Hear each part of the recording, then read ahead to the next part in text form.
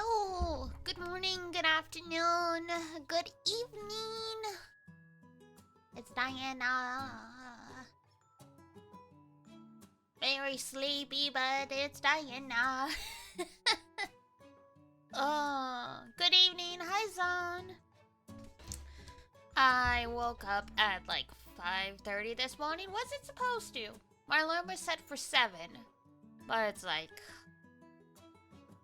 when you're only gonna get an extra hour and a half of sleep, sometimes it's just not worth it to go back to bed, because you'll just end up feeling worse. But, oh, I feel it now.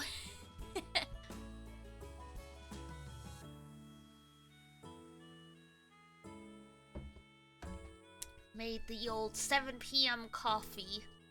Because I can tell this will keep me awake for stream, but it's not gonna keep me from sleeping. The sleepiest VTuber in all the land. That is I. That is I. Oh.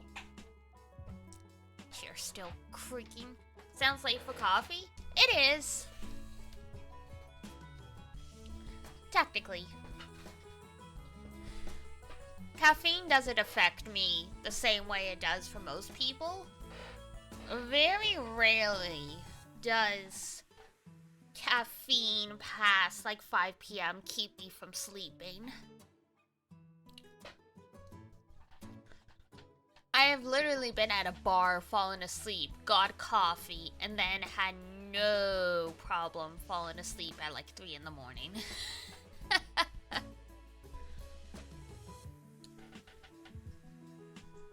The same way some people have a caffeine sensitivity, so caffeine affects them very strongly. Some people barely get any effect from it at all.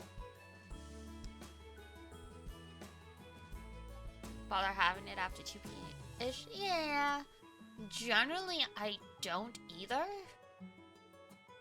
But I know myself well enough to know that, like, it doesn't actually keep me awake long term. Like, I've never tried to have tried using energy drinks to have an all-nighter, but sugar and coffee don't actually help me stay awake. Like, it'll help me perk up a little bit, like, especially first thing in the morning, but it's not powerful enough to keep me from not being sleepy.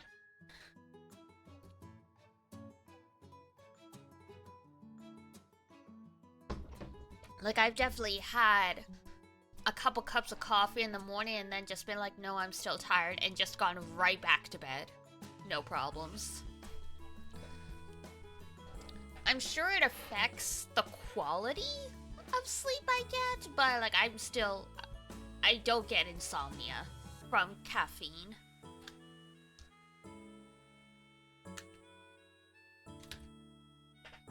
From what I heard, allegedly, neurotypical brains get the most heavily affected by caffeine one way or the other. So it's like, for a lot of like ADHD people, caffeine doesn't hit the same, allegedly.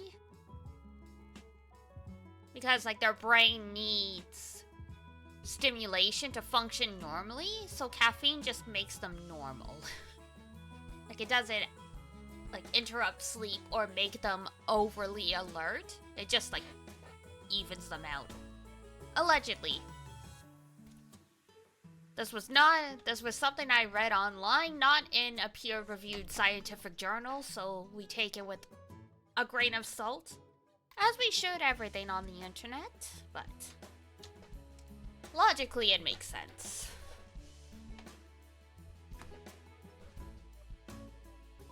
Because supposedly, and this was in like a food theory video or a game theory video, so there's possibly some legitimate research behind this. Apparently, the reason why most people don't like bitter foods is because historically bitter was associated with poison And so our bodies apparently naturally dislike bitter foods, but the reason why we can have coffee is the positive outweighs the potential negative consequences of it being quote-unquote poison. So I heard that, and me and every other depressed person who likes bitter food went, ah! I see. We're like, we don't care if we die, whatever, YOLO.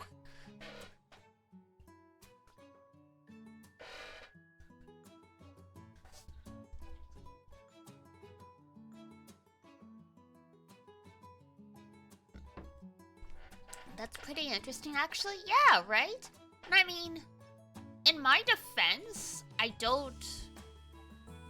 If it's badly brewed coffee or I don't like it, even that's too bitter. So I guess it becomes a question of what is bitter.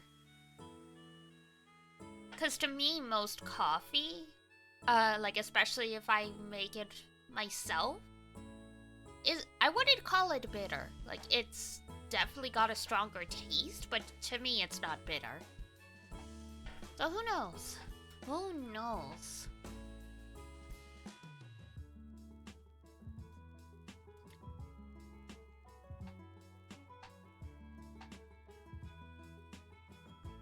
Because yeah, I think that's just how I am, because I know caffeine tolerance can obviously build up and affect how caffeine affects you, but for me it's more like if I don't have caffeine I'll get a headache, but it doesn't stop. The energy levels doesn't really adjust, because even when I first started to try and drink coffee, because I was desperate to stay awake, because, you know, it was like very, very early shifts, like, because, you know,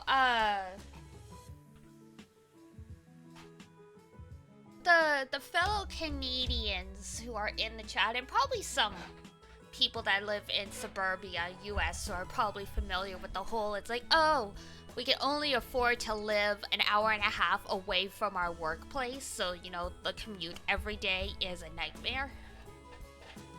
So I started trying to have coffee during that period of my life, because it was like, we had to be on the road by 6 to get into my place of work by 8 a.m. So that meant I, at the absolute latest, had to be up at 5 a.m., more likely 4:30 a.m. So, but even at that point, like caffeine, because yeah, even at that point, caffeine, like, and that was like, you know, first time in my life I tried to drink coffee. Even that didn't help. What woke me up enough to like actually work after that was getting into work, and there were tunnels that like connected a bunch of the buildings because it was a complex. So I would just go and do laps until my shift started. And that's what woke me up. The coffee did nothing for me. I think the most effective I've ever had coffee jolting me awake was getting a Starbucks to-go coffee, because they put sugar in everything. So I think the sugar hits me more than the caffeine, and that's probably why. The one time I tried an energy drink, it hit me so hard, because the caffeine, it was everything else. Audiobooks keep you going? That's good.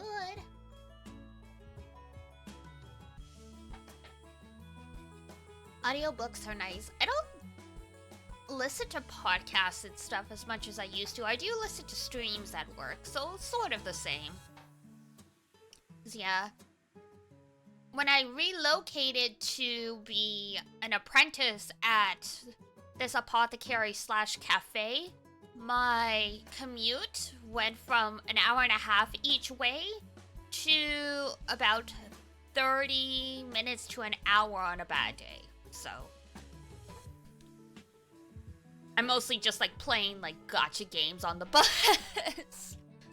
And then like if I'm running late and I take an Uber, like there's like barely enough time for me to, like, do anything. Kept your brain interested? Gotcha, yeah. I would put on music if I wanted to sleep still, but yeah. Either streaming videos or podcasts. I listened to, like, the entire backlog of this podcast called Anime World Order, which was super interesting for me because it was run by, I think they were in Florida. They're actually, like, some Florida nerds. But they were in anime fandom in, like, the 90s? So it was really interesting to listen to their perspective about talking about how they experienced anime, because it's like, oh yeah, like, we had fan subs too, but, you know, fan subs were hard-coded onto VHS tapes, and you would get, like, a frickin' daisy chain of VCRs, like, recording off each other's tapes, and God forbid you were, like, at the end of that daisy chain of VCRs, because then your tape was barely, like, legible through, like, all of the static. So through that, I learned about, like, a lot of, like, 60s, 70s, 80s anime. Yeah, there's, oh my god, there's Holiday Matsuri, which I know is, like, a one that a lot of my friends really like to go to. Like, in true Canadian nerd form, it's like, we're gonna go down! Because it's called Holiday Matsuri because it's, like, around Christmas time. So people will go to the convention, and then they hit up Disney World after. I'm like, what?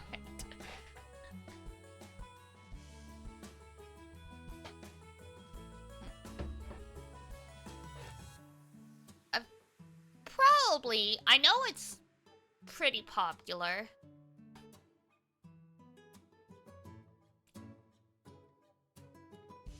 I feel like there was a fallout with it recently. But it might be another convention that also has Matsuri in its name. There's too many. In the US, because I looked at some point before COVID kind of decimated the convention scene. At one point, there was like at least one convention happening every single weekend somewhere in the US. In Canada, there is many less. So it's like, you know, if you're a cosplayer in the US, your convention season could technically be all year. In Canada, it's basically, May to August. That's it. Thank you for the head pat. Hope you had an okay day out there. Alright, let's get the game going. I have the game open, and then I just started talking about stuff, as I tend to do. Let's see, game. Game capture? Game capture? Gyakuten Saibon!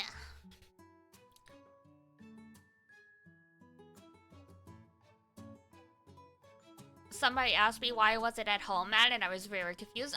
Yeah, they do call it Hallmat, don't they? The funniest thing for me is when people talk about, going to one of the conventions in California, because it takes place in a town called Ontario. And so whenever I see US friends talking about how they're in Ontario for a convention, I'm like, are you near me? Are you near me? Because Ontario is the province of Canada where I live, and I mean, Ontario is fucking huge, so like, but I'm like, what? And then I remember it's a city, and I'm like, oh, never mind. You've been to Hallmat? In Florida? You've been to the Florida convention? Or are you talking about somewhere in Europe that just sounds similar? No? There you go, yeah.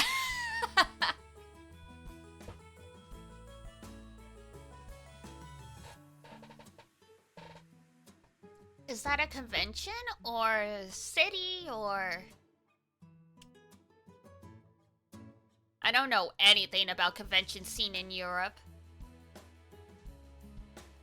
City in northern Germany. Ah, that's what I thought. Ah, yeah, Anime North. That was my very first convention. Yeah, that is in Toronto.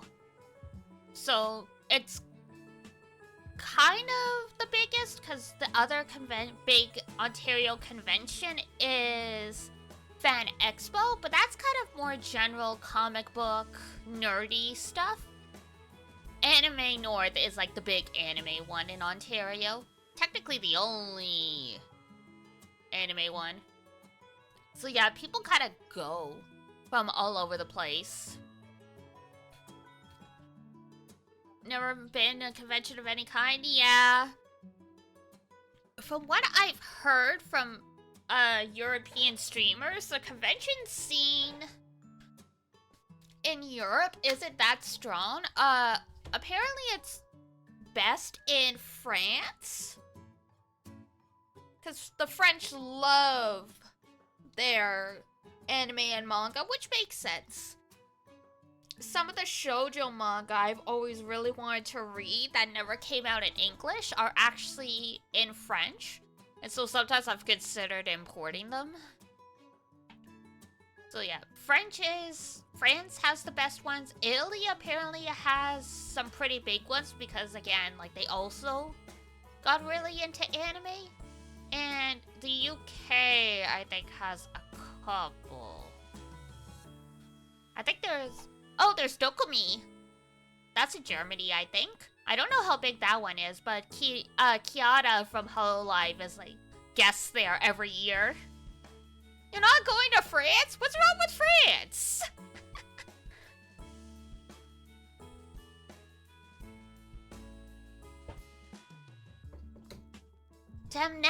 Tu n'aimes pas le français?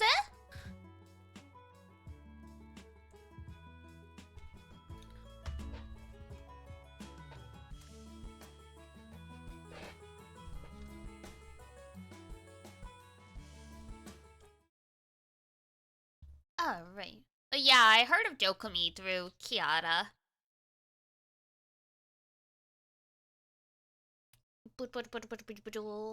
And there was one time the Hololive girls were at Fan Expo where I was like, I can't justify the bus fare and the ticket just for one single thing. Because I used to go to Fan Expo when I lived in Toronto where it was held. But I never got a lot of joy out of it, and it's way too crowded for my claustrophobic ass. Like, sometimes I think about wanting to go to Anime Expo just because of all of the reveals that happen there with news and premiere episodes, but then I see pictures of the crowds and I have a panic attack. So it's like, nope, never mind. It's like, I will just live in the comfort of my room. Oh, there we go. That's why I couldn't find it. Wrong screen. There we go.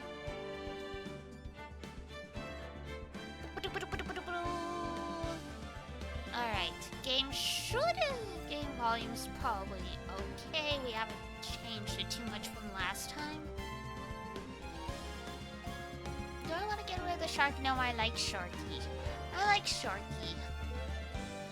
I need to get more of these types of assets. I really love the holding pillow thing. Alrighty. We continue Rise from the Ashes, which is, I think, quite a long case. But we'll see how far we can do it. I mostly remember everything about it, so I don't think we'll get stuck at least. Dokumi tendayo. Chigao yo.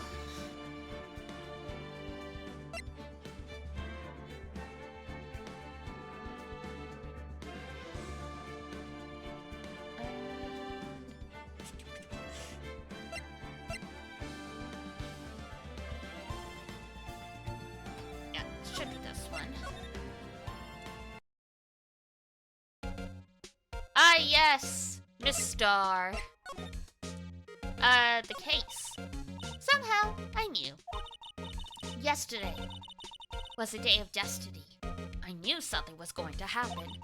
Just like I know what the daily special on Friday... Let's try that again. Just like I know that the daily special on Friday every week is salmon. I mean, if you're the lunch lady, you set the special. Destiny? Was yesterday special for some reason?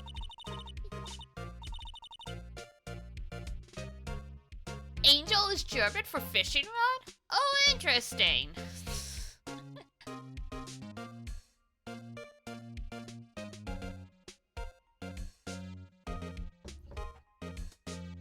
You're a defense attorney, right? You should know that. You should know the foul misdeeds of the evil ones who haunt this den of inequity. Evil ones? Prosecutors! They have no qualms at all about blackening the names of innocents. And yesterday, they paid homage to the most evil one of all. They gave an award for King of Prosecutors. What a farce. So she's saying there was some sort of prosecutors convention yesterday. Onigil? Okay. I wonder why she has an onigiri on her head. Because she's a lunch lady. She makes bentos. And what's more classic for a bento than onigiri? That's also why she has the little octopus shrimp on her collar. Not octopus shrimp, sorry. Octopus hot dog.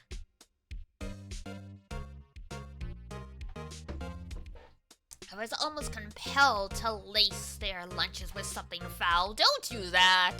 I'm pretty sure that's a crime of some sort. Do you have a personal grievance against prosecutors or something? That ain't no collar, that's a choker. Close enough. Technically, a choker can be a collar.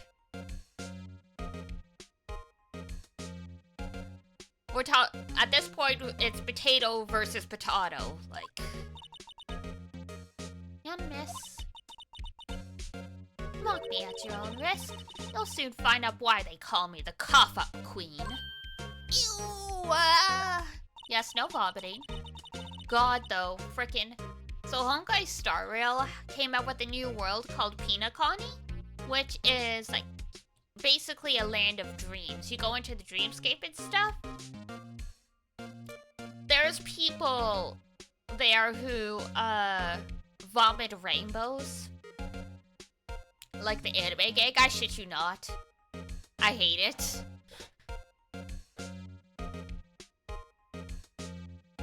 The most heinous one of all the evil ones, the one they awarded yesterday. It was in his car that they found the body.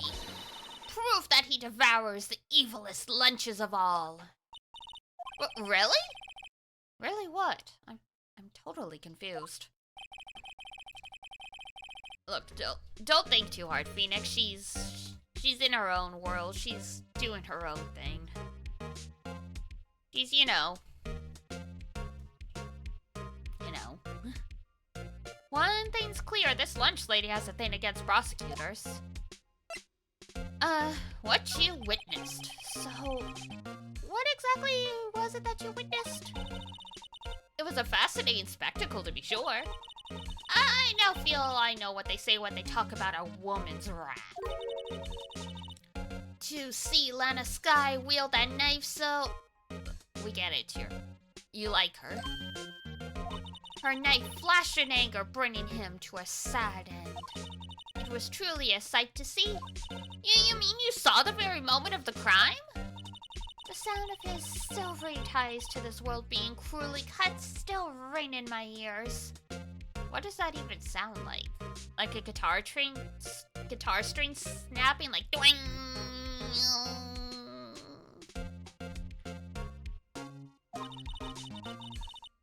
And the rhythmic beat of Lana Skye's knife.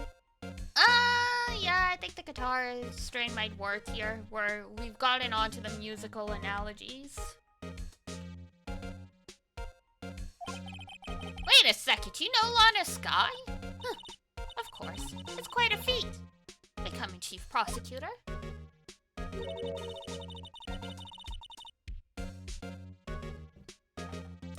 Oh my god, the little chibi version of her on the lunchboxes are so cute. How many lunchboxes of sin does she pack to make that journey, I wonder? She always travels light. Now why would this pretty lunch lady know the chief prosecutor's name? A great question. Do you have a bad experience with the prosecutor, Miss Starr? I sense some... hostility? Hostility? Perhaps. Prosecutors are all alike, and the bigger they get, the worse they smell. Kind of like 10-day-old clams in the chowder. Oh my god! That's gone past being smelly. That's toxic warfare at that point. I wonder if Miss Starr was involved in some sort of legal trouble in the past? That'd be a sure case of food poisoning. Scientifically speaking, of course. I mean, now you're talking cough-up queen. I thought she was just a lunch vendor, but now I'm not so sure. Could we ask you a bit about yourself? I come here every day to sell lunches. I import only the freshest and best from the Far East. They're not gonna be very fresh by the time they get here. For some reason, the box lunches are a hit here. Why not make the lunches here rather than import them? Did you say something? No. Only true connoisseurs can understand. The kind you can only tell someone who has tried General Tso's Trilobite lunch set. Never mind. You win. I don't even want to appreciate part of a Trilobite's flavor. Anyway, I come here every day to sell lunches. My boyfriend works in the security room here. Your boyfriend? See the security room over there? The glass-walled booth? I sell my lunches, and since I'm here anyway, I drop in to see him. Since you're here anyway, I guess selling lunches is more important than romance. So, to scientifically analyze the data available so far, you, Miss Starr, are a lunch vendor with an ulterior motive. Hello, Cloud! Welcome in. Thank you for stopping by. I hope you've been doing well.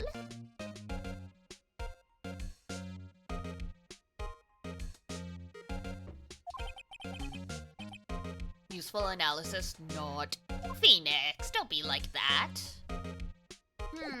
Alright. Do we have anything to present? The card? About this card, Lunchland vendors only accept cash. No cards.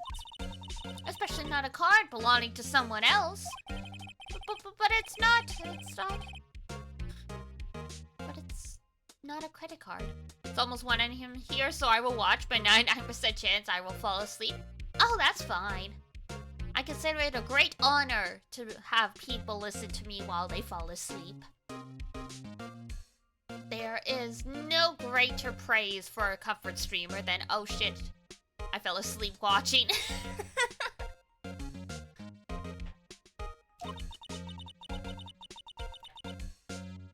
And you're showing this to me, the lunch lady. Why? That's like showing a fine honeyed ham to a detective. Well, what? I am sure a detective can appreciate ham.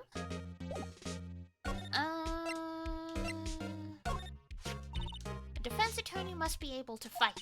How about you? Do you think you can win? How about tackling Lunchland's Pickle Supreme? Oh my god!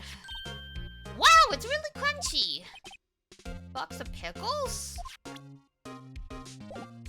Well, I mean, I've had a box of cookies for lunch before.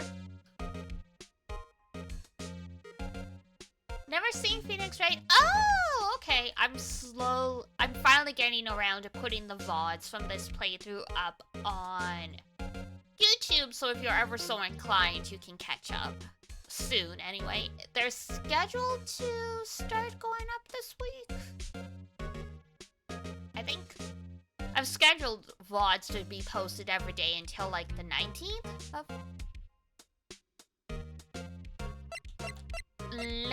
Alright. What else is there to check? I don't think there was anything else.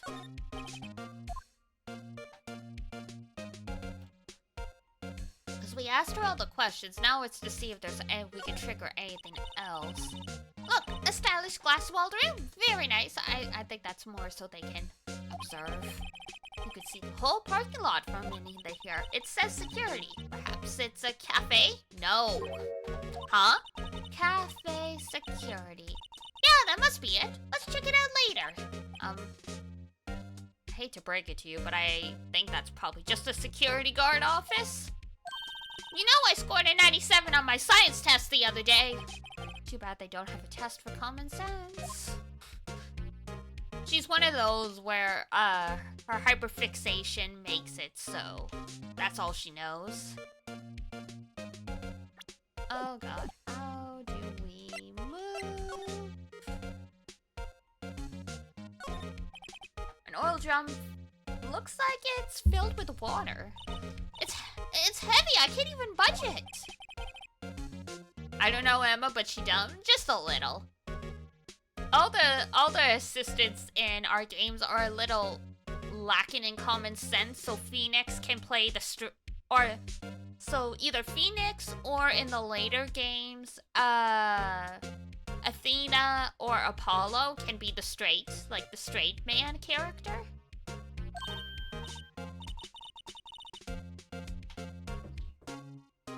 I'll hide in here and do a stakeout? For why? Why? I think he'd probably just get arrested. In fact, you may not even have to hide in the drum to get arrested. What? I'm not suspicious? Yes, you are.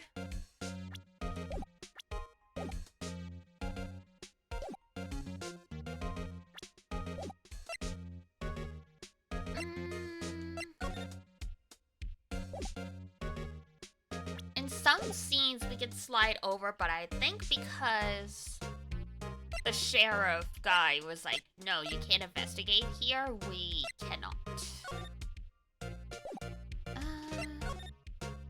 Oh, we can go to the High Prosecutor's office. Ah! Hi, Edgy. This is the kind of room that just screams, I can do the job. Quite a change from your office, really. Excuse you! Thanks. Look, there's a trophy or something here. A trophy? What? That shield? It takes real nerve to display stuff like this. Whoever's office this is, they must be a real stuck-up jerk. Phoenix right. You never tire of prying into other people's business, do you? Oh, that voice! My ex! Long time no see, Edgeworth. Huh? Ah! Mr. Edgeworth! You know him from somewhere? Of course, I'm his biggest fan. My sister introduced us once and... Right, her sister is the chief prosecutor after all. Well, what brings you here? I'll warn you, I've been known to be a real stuck-up jerk. No, it was just Mr. Right here, Hey, don't blame me. We're just here to investigate a murder case. Murder? A body was found in this nasty bright red sports car in the parking lot. Emma, you're just digging a grave. It's his car, isn't it? That would be... my car. What of it? Ah! Your car? I'll say one thing, she certainly can't scream.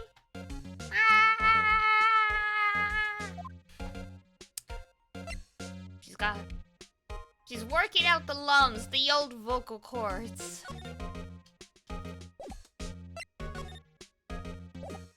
A Actually, before we talk to him, let's check this place out. A work desk. It's quite tidy, as one might expect. What a nice desk. Easy to use and easy on the eyes. It's polished so well I can see my own reflection. Strange. Why did I just picture Detective Gumshoe? Because he definitely would polish the desk every day. Maybe I'll take that name plaque as a souvenir. Don't. He'll sue you. Ooh, cute! Pre-tea set. I go more for the instant tea bags myself.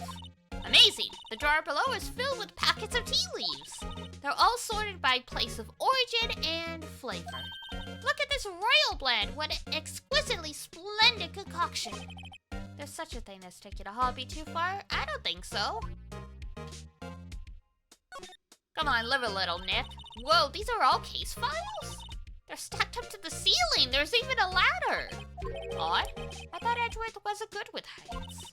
He must have someone get them for him. Strange. Why did I just picture Detective Gumshoe? You must study these case reports so closely. He's so cool. You wouldn't say that if you saw him sweating bullets up on that ladder.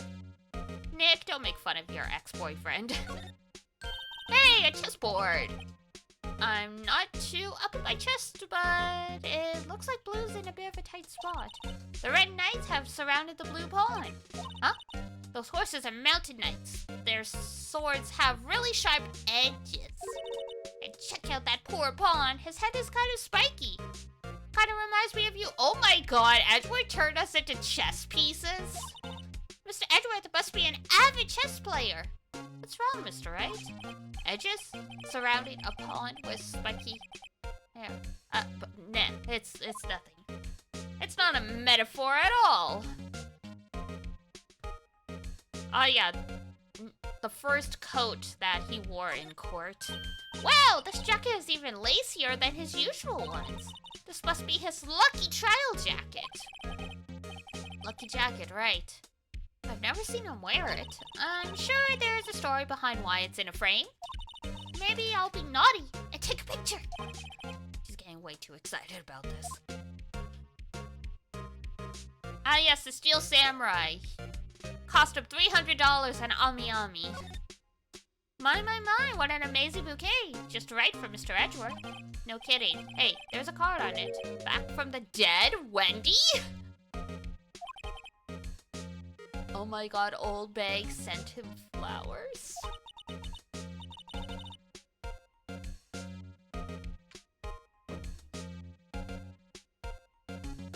And beside it, a giant steel samurai. Wow, I want one. Huh? There is something written on the bottom of his foot. Between a rock and a hard place. Is she Mr. Edgeworth's fiance? Oh dear god. I don't think so. We hope not, anyway. He doesn't seem like the type to like a May-December romance.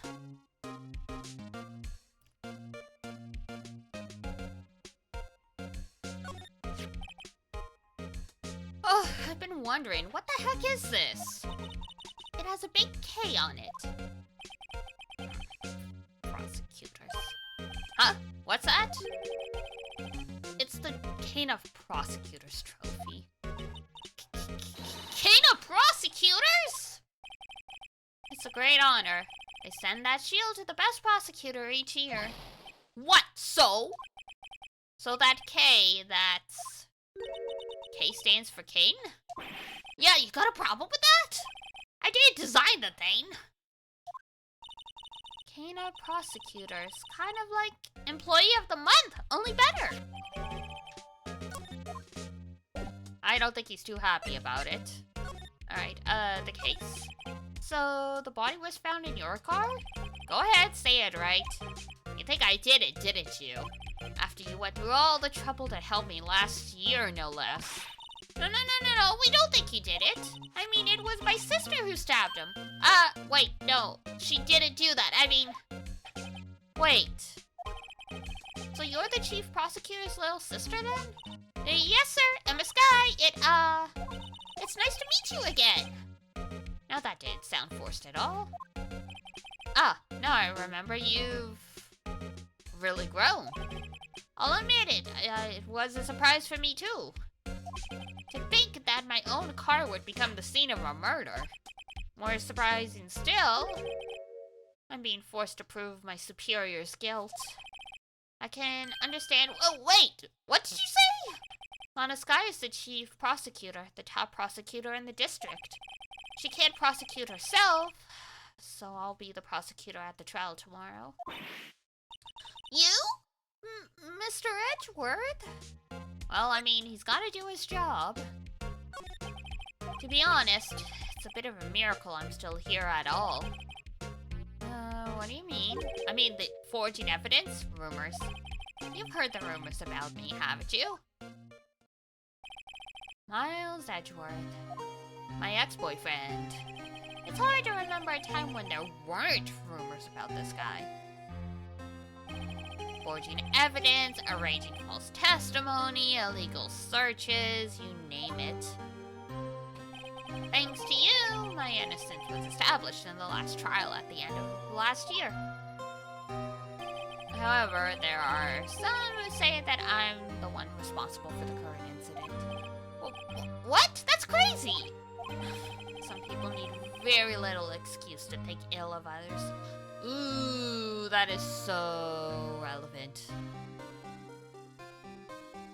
Yeah, it doesn't take much to turn a town into like a witch hunt. It's a fact of life, impossible to stop. But some of them even go so far as to present me with toys like this. They think it's funny. Toys? That bronze shield? There's gotta be a story behind that one. Probably we'll have to present him.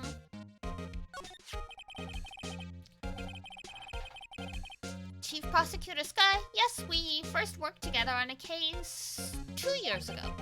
It was my first big case.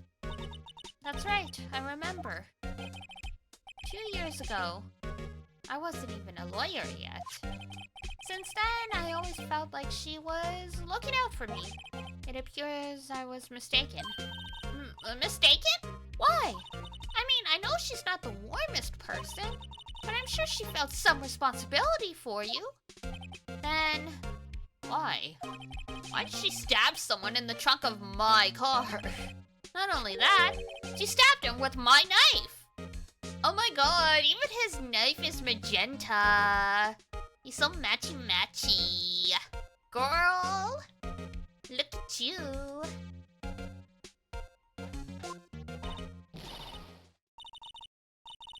What? Mr. Edgeworth, your knife? Your knife was the murder weapon?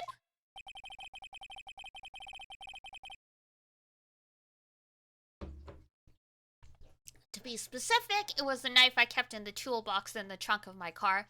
Yeah, you never know when you need to, like, you know, slash some tires or something.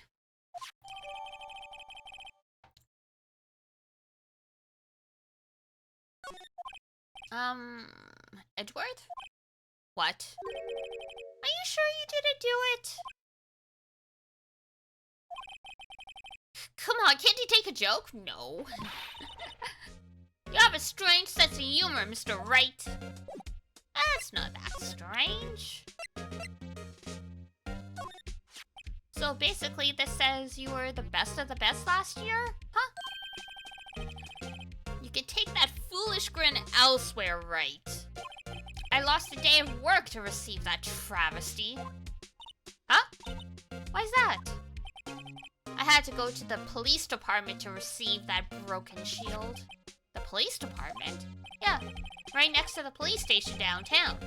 You've been there, haven't you? Where Detective Gumshoe works? Yeah. I was wondering something about your shield. Why is it broken? Why, it doesn't matter. I've got more important things to worry about. Oh. Right. He doesn't seem too concerned about his award, for better or worse. Yesterday was a very busy day for the prosecutor's office. Maybe we should ask him more about yesterday? It's only yesterday. Alright. Day of the crime. Could you tell me more about yesterday? The day of the murder? Yesterday was the annual cleaning day at the prosecutor's office. Cleaning day? Working with the police department, we sort and file all evidence for solved cases. We call it evidence transferal. Wiping your hands of old cases, in other words. Oh, and another thing. A ceremony was held at the police department. There's an annual review and awards for outstanding police officers and prosecutors. And that's when you got the shield? I was at the police department yesterday afternoon. I got back here at 5:12. That's very precise. People like myself and Mr. Edgeworth pride ourselves on our precision, Mr. Wright. No, I place little faith in my memory. The only thing I trust is solid evidence. Ah, yes, the parking ticket.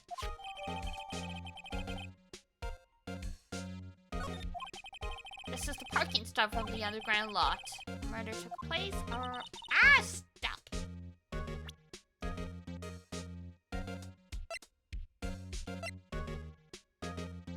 I'm not sure how I managed to turn on auto. So the murder happened right after you got back. What, right? I'd appreciate it if you direct that suspicious glare elsewhere. Oh my god. It's this guy. Excuse me! What is Mr. Edgeworth? Anywhere on the premises?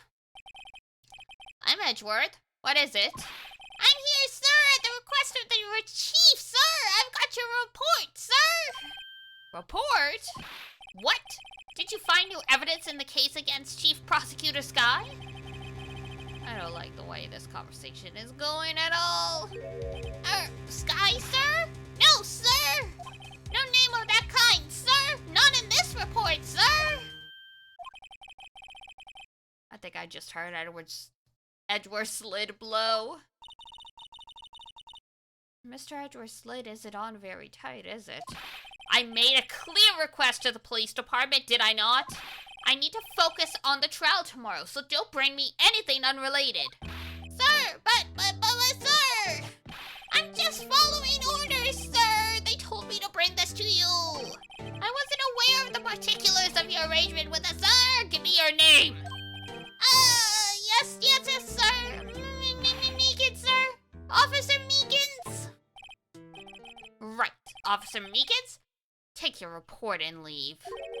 And good luck with that raise next month. Oh... But sir, I didn't know. Boy whimper. Poor guy. Looks like he was absent on the day they gave out braids and good luck. Oh, shit. Shots fired.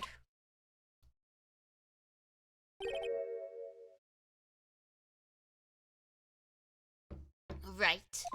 Yes, sir? He's got me going. He's got me off guard. As you can see, I'm busy. You may leave now. Let's do what he says, Mr. Wright. The victim was a detective from the same department as that patrolman just now. Go down to the police department. You can ask more there. Thanks. He seems to have finally calmed down at least. Hooray! Hello, ma'am. Goodbye, ma'am. Oh my god. Is this? Oh, it is! It's the Blue Badger! Oh, we're finally here. Why would they put the police department so far away from the prosecutor's office? Beats me, that took almost 30 minutes by taxi, and traffic wasn't even that bad. The police department, huh? I've only ever been to criminal affairs next door. Huh? Hold it! What's that?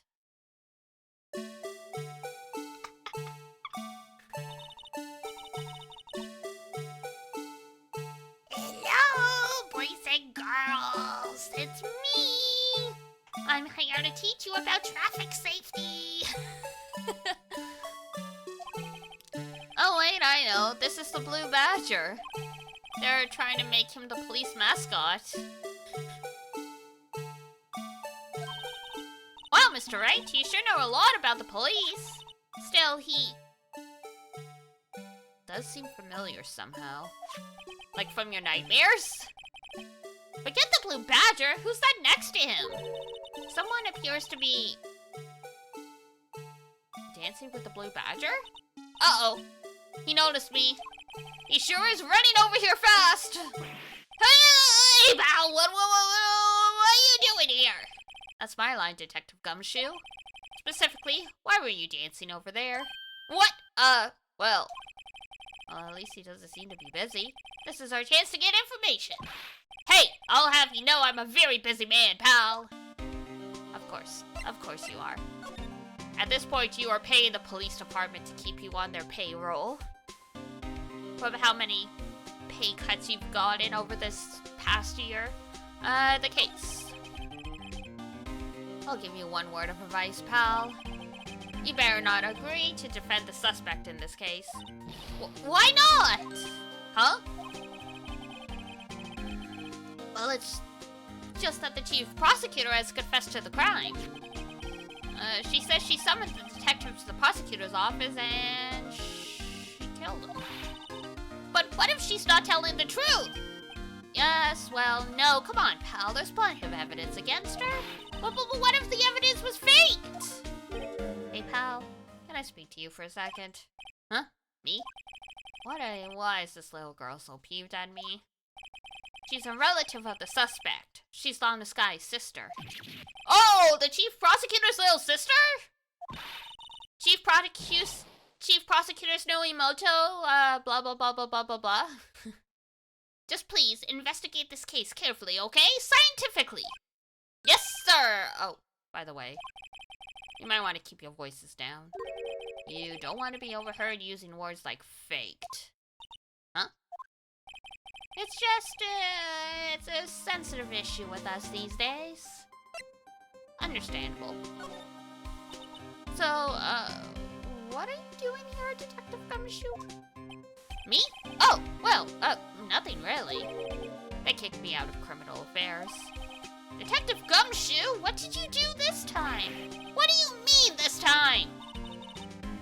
Then what happened? I know things are busy right now. I mean, with my sister's case and all. Oh, it's true. We've never had a chief prosecutor murder anyone before. Only the highest-ranked people are being led into criminal affairs now. The lowest-ranking guy in there is our chief of detectives. They're not letting any of us rank-and-file dudes in at all. None of you? I know this is an important trial, but isn't that a little odd? So anyway, I thought I'd spend the day getting the badger dance down packed. Isn't there anything else you could be doing? The chief of police himself is directing this investigation, pal. And Officer Marshall was assigned to the underground parking lot. Officer Marshall. Now that I think about it, Emma did seem to know that Marshall guy. A patrolman in charge of a crime scene? It's unheard of, pal! I guess that is true. That does make sense.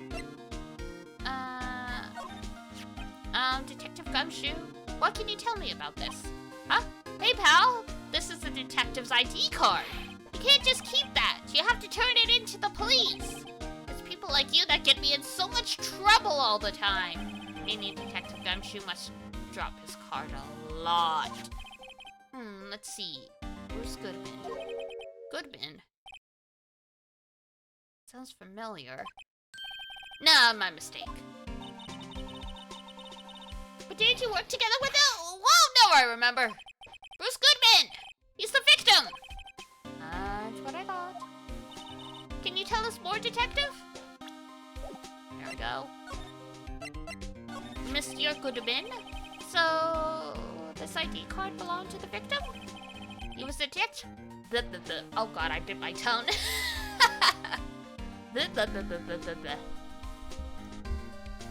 He was a detective like myself.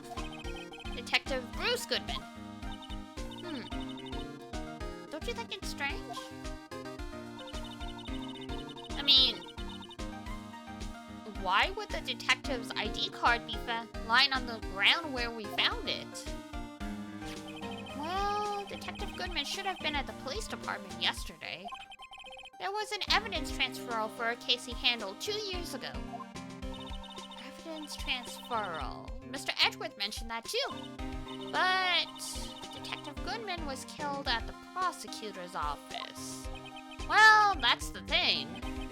It's hard to say this, but word is that Chief Prosecutor Sky called him out there to the parking lot. And Lon is confessing as much.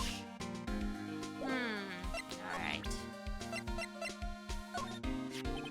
Found in Mr. Edgeworth's car, stabbed with Mr. Edgeworth's knife, huh? What would drive Chief Prosecutor Sky to do such a thing? Wait, I didn't mean, sure, of course somebody else really did it. Someone must have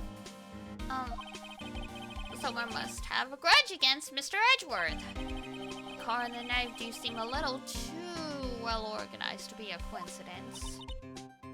Poor Mr. Edgeworth. What could have happened? So many things.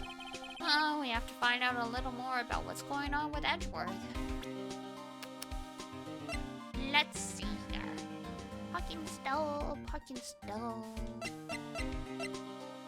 What about this one? Hey, that's it! That's the King of Prosecutors Award that Mr. Edgeworth got yesterday.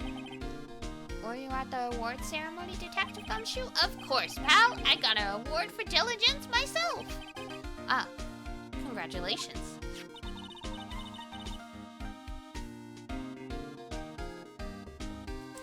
I was wondering, why is the award a shield? And why is it broken? Oh, there's a reason. I'll tell you what it is later. Apparently, he's forgotten. RIP. But I was proud of Mr. Edgeworth for winning that award, even with all the naysayers in the prosecutor's office. Naysayers? Must be because of the rumors. Ripperoni pepperoni.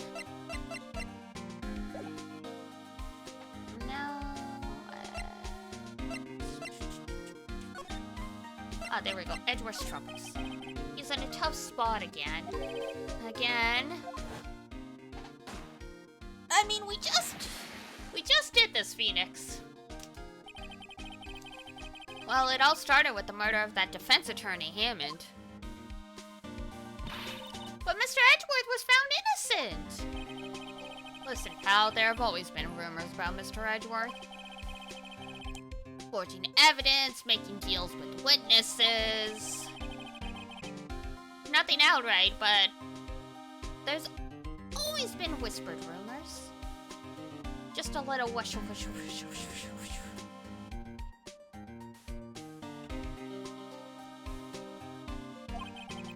Ever since he was accused of murder, no one's whispering. They're practically shouting now. But there's no evidence against him. Well, Mr. Edgeworth has always had unusually strong ties to the higher up. Uh-oh. It's only natural that people would be suspicious. Right. I had no idea he was under the gun. Better be nice to him. He's going through a lot right now.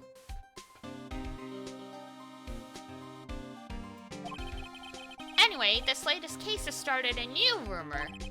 People say the only reason he took this case is because he's aiming for the chief prosecutor's position himself. What? But I know the truth, pal! Nobody wants to be the one who has to prosecute the chief prosecutor. Mr. Edgeworth is biting the bullet on this one.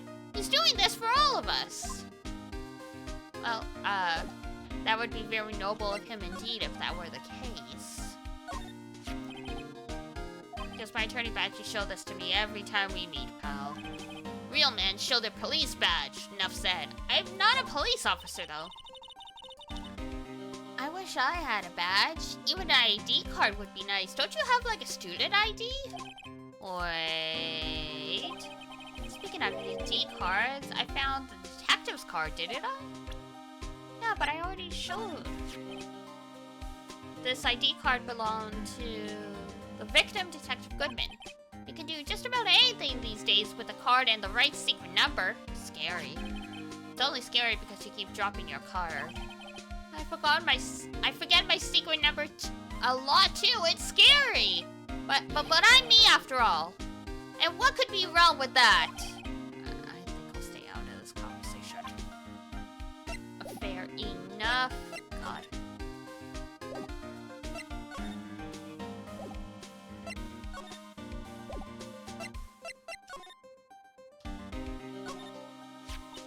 I was wondering about that. What?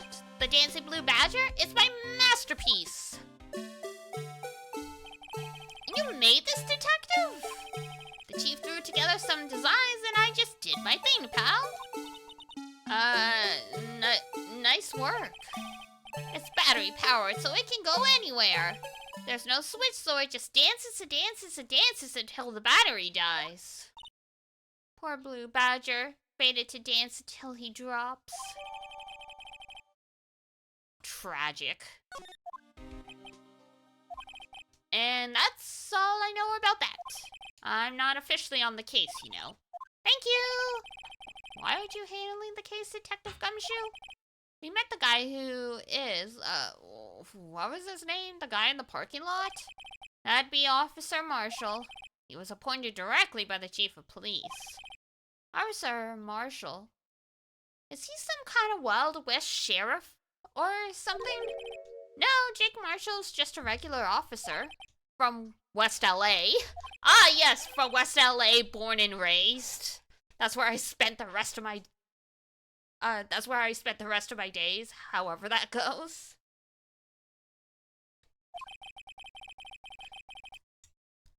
Look, pal, let me try and make things a little easier for you. Show them this, and they'll let you examine the crime scene. What is that on? I can't tell what he has written on it. Letter of introduction. I see.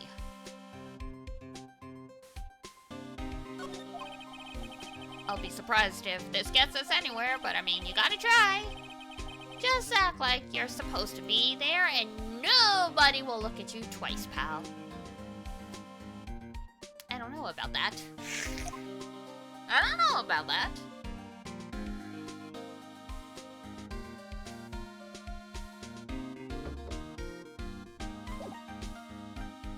Alright. Let's try this again. Prosecutor's office, underground parking lot. Looks like the investigation is still going. I have to be getting back to the shop. Sorry, looks like I'll be stuck in the pit till the sun sleeps. I'll see you in my dreams tonight then, baby. Well then. Oh! Still here? Ah, hello! Why the surprised looks? Did I mention? I've got a boyfriend in criminal affairs too. She's either a player or she's Polly. What happened to the security guard? Have you never heard of a Polly? Have you never heard of being Polly? And also, I mean, you can just be a cheater. Hey, what's wrong, Bambina? You're looking like a doggy that lost its herd. Jake Marshall. Strange guy. To be put in charge of the crime scene, and why is he shaving with a knife in public? Alright, the victim. There's something I want to ask you.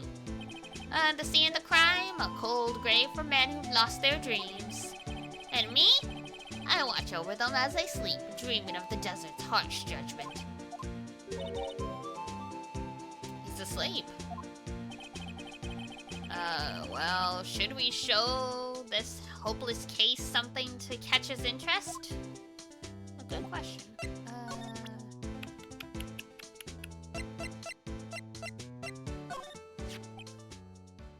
Would you mind reading this for me?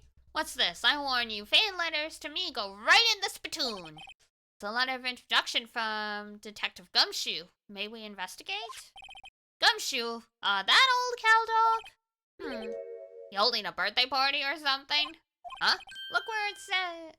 It should say letter of introduction. It says invitation. I think you just miswrote it. You messed up the kanji! Wait, why am I getting all defensive here? No worries. This proves it's from Detective Gumshoe better than a blood test. Guess I better let you in then. Thank you, Officer Marshall. Oh, that's right. He's a patrolman, not a detective. Which reminds me. Hey, wait a sec. Isn't a crime scene supposed to be handled by a detective or higher? Well, folks, the clues are calling. Welcome to our gold strike. Be like the settler. Strike out for lands unknown. Manifest destiny. Let's have a hootenanny.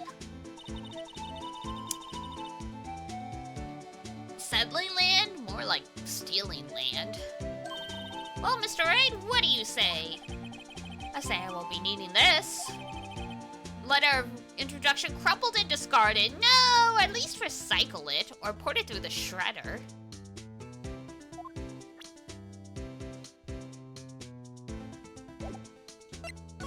Alright, the victim again. Officer Marshall, could you please tell us more about the victim? Good men always die young. Remember that, partner. Could you be a little more specific? Bruce Goodman. He was a detective, right?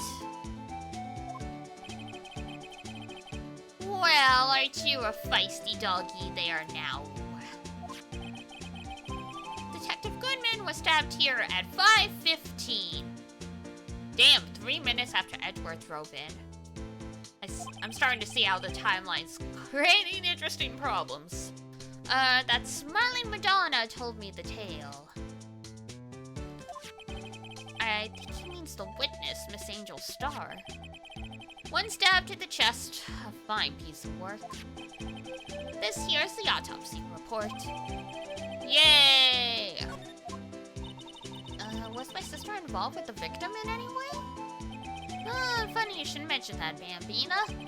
Chief Prosecutor Sky and Detective Goodman had nothing in common at all. Nothing in common?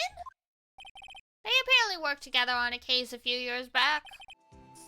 So there's no motive, unless you count the case that they worked on. Goodman was a particularly gifted detective.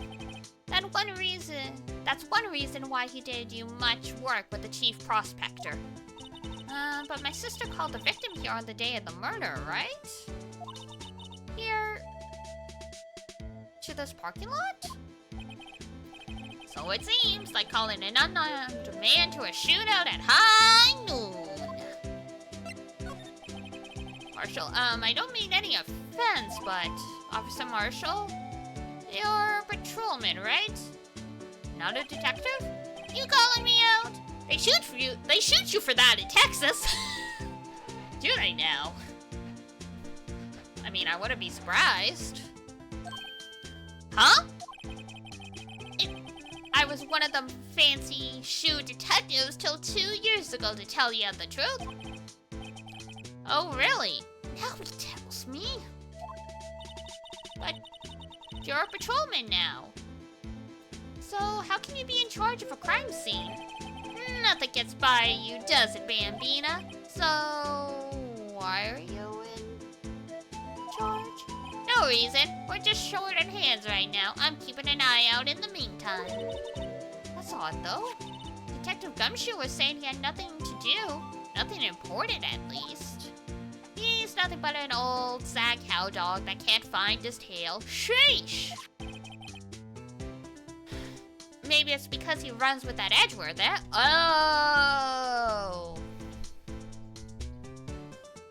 They're kicking out people who are close to Edgeworth. Ah! Politics.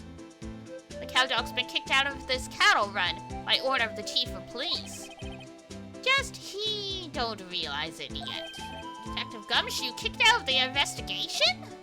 Well.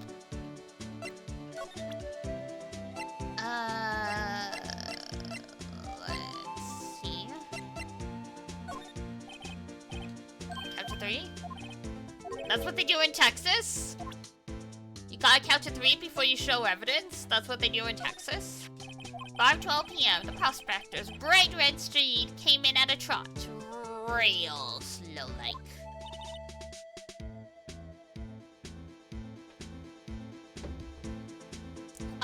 Trot? You don't know what a trot is?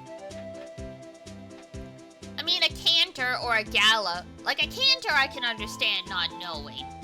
But everyone knows what a trot and a gallop is. Like, my Madonna tells me the crime occurred 3 minutes later.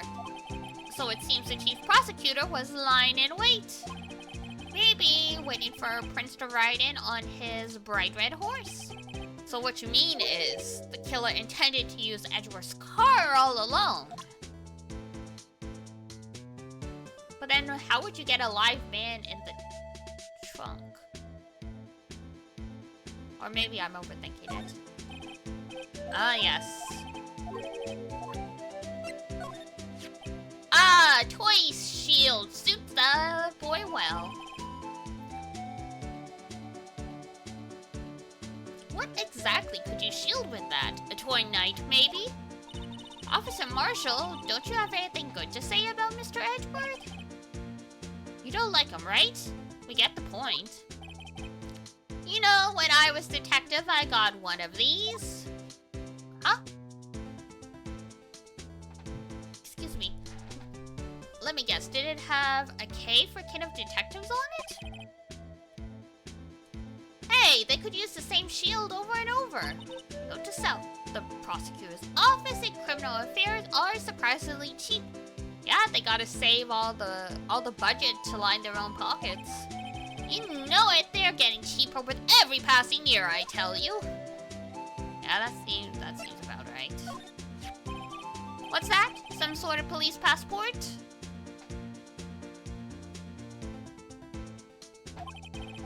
This is Detective Goodman's ID card, strangely enough. He found it a good distance away from the crime scene. Good distance in this rat hole? If you want distance, get yourself to Texas! Texas. This is a tiny little crime scene in a tiny little town with tiny little evidence. What difference does a few yards make, compadre? Note to self. If you encounter suspicious evidence, think of Texas. There's no better way to study than to hang out with the pros.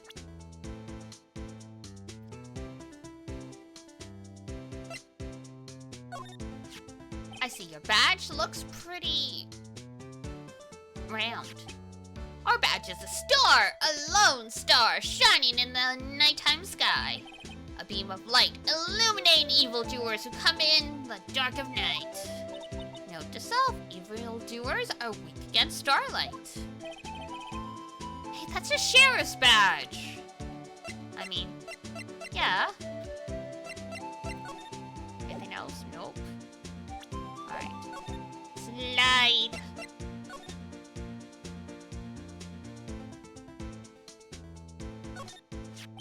This looks like a cell phone.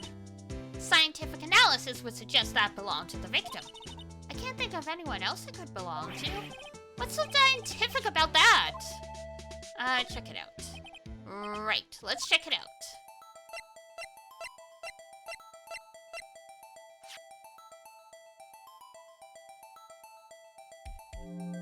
Yes, the examine evidence from all angles. Oh, what's the blue button do? There we go. This phone's still on the redial screen. Redial? Mr. Wright? Most phones keep a record of all the calls you've made and received. You just press the blue button to display the last number you called. Convenient, isn't it? I'm surprised you don't know about it. Sorry to disappoint you, but even I know about things like redial. Huh? Oh, I'm sorry. It's just, You never know with people from your generation. I mean, fair, but you guys are only like 6 years apart.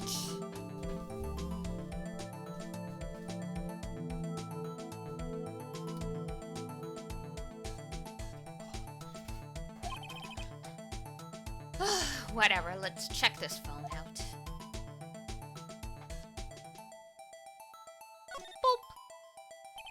Now to see who the owner of this phone called last. Note to self, a defense attorney doesn't think first. He just pushes the button.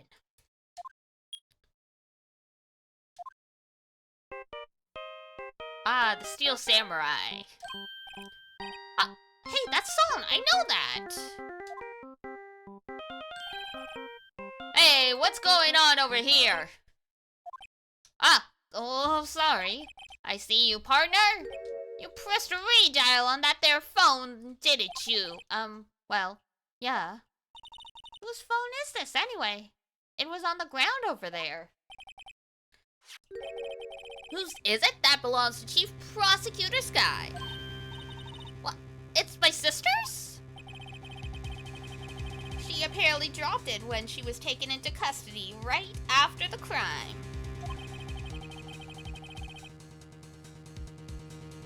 Well, well, well, the plot thickens.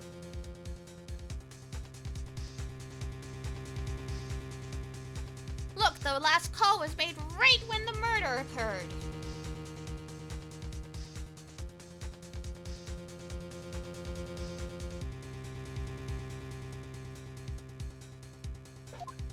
Looks like she was fixing to call someone.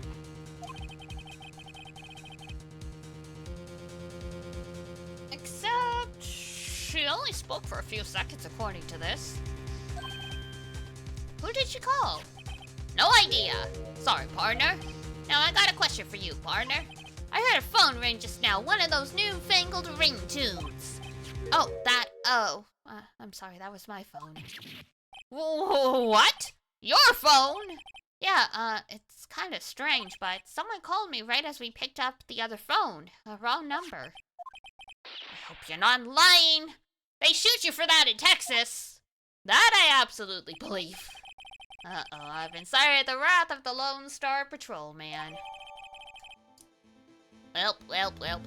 Alright, give me 1 sec, guys. Cats are going stir crazy. I think they are extra hungry today, so I'm gonna go sprinkle some food in their dish. 1 sec. Boop.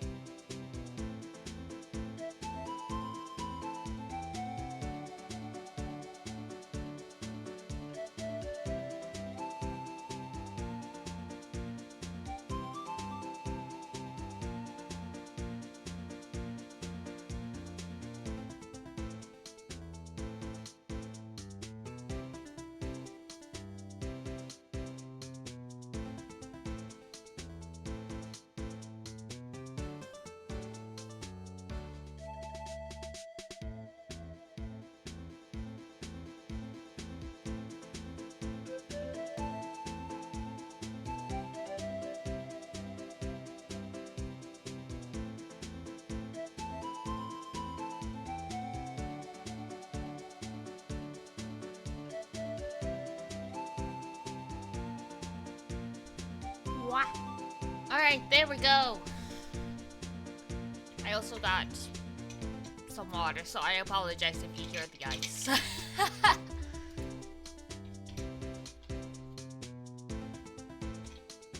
Now, so launch this guy's phone. Boop.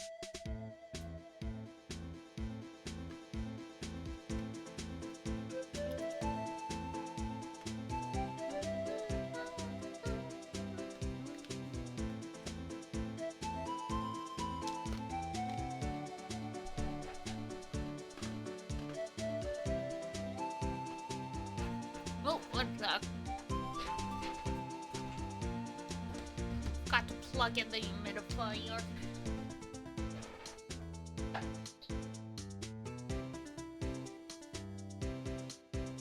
Air too dry. We must keep the throat in good shape or I cannot stream. And what a crime that would be. Alright.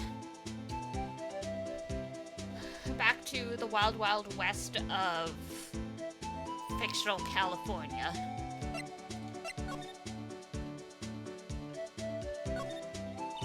This rope, is it? Yup, they laid it out in the outline of the victim's body. Oh god, he fell out of the trunk, I guess.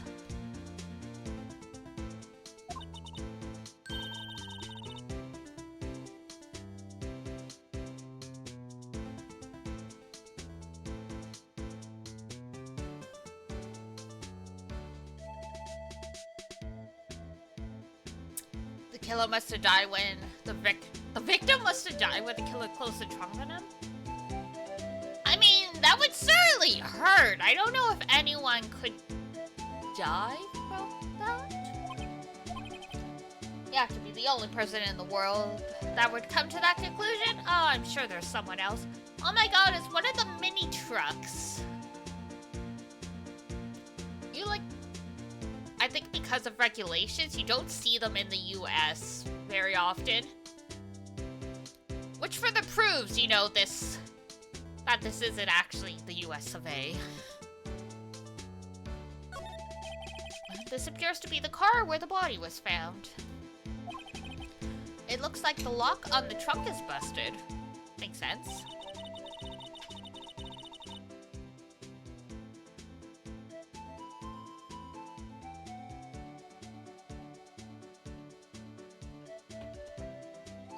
The crime took place in the underground parking lot at the prosecutor's office.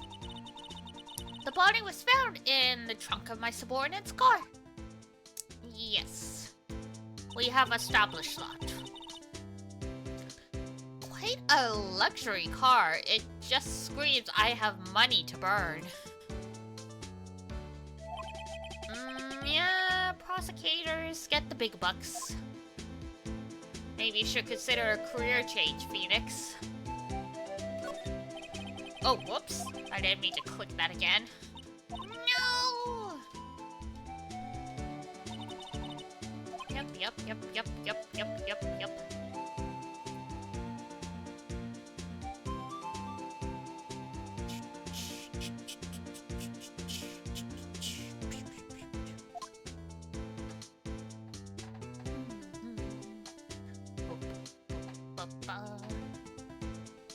Now, let's see.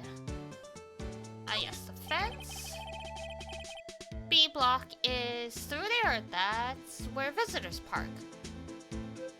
Makes sense.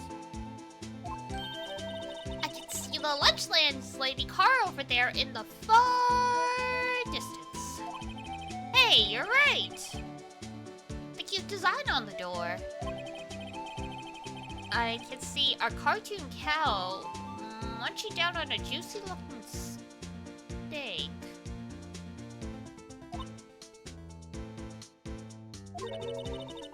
Doesn't that strike you as a little creepy? A cow eating a steak? Yeah. Don't think too hard on it, girl. Don't think too hard. Yep, just don't think too deeply about it.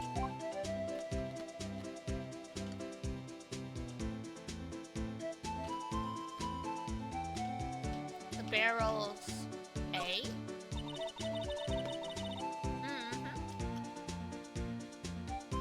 A block. This area is reserved for prosecutors.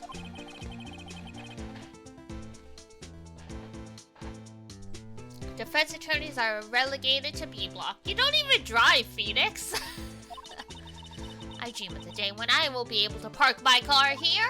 I'll go over to the B block to buy my hamburgers from you, Mr. Wright. I'm not planning on giving up my job that soon. I don't know about that. What's this? Looks like some kind of note. Look, something's written on it.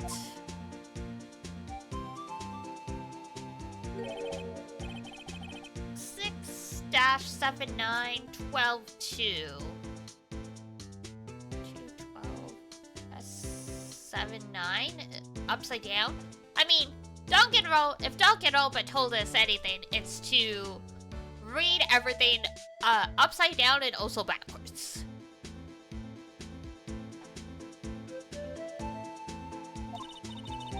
There's a name printed on the paper above that. Goodman.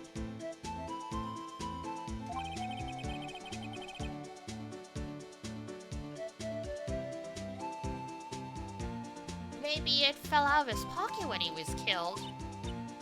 Well, so what does it mean? How am I supposed to know? Note to self. For detective reasoning, go to Edgeworth. Not right. Damn. I'm sure Edgeworth wouldn't know what this means either.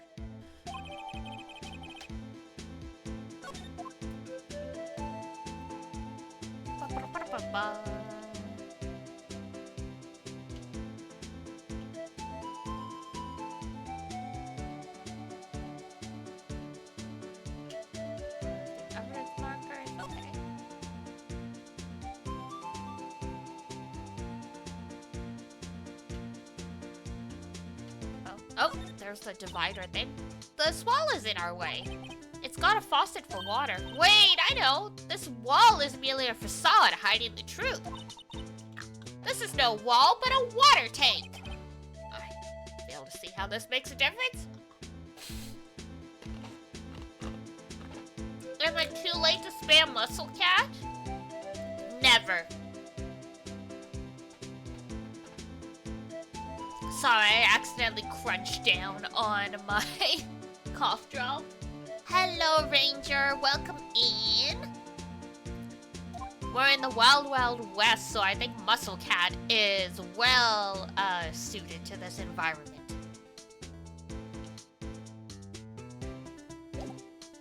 Alright. We got anything else? Lana Sky. So there's no connection between Detective Goodman and my sister.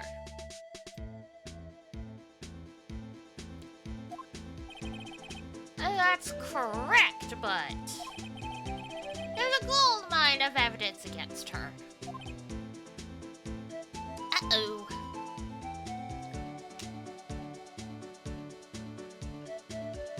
Money! Money, money, money, money! Hooray, hooray! And the prospector tomorrow is none other than Edgeworth himself.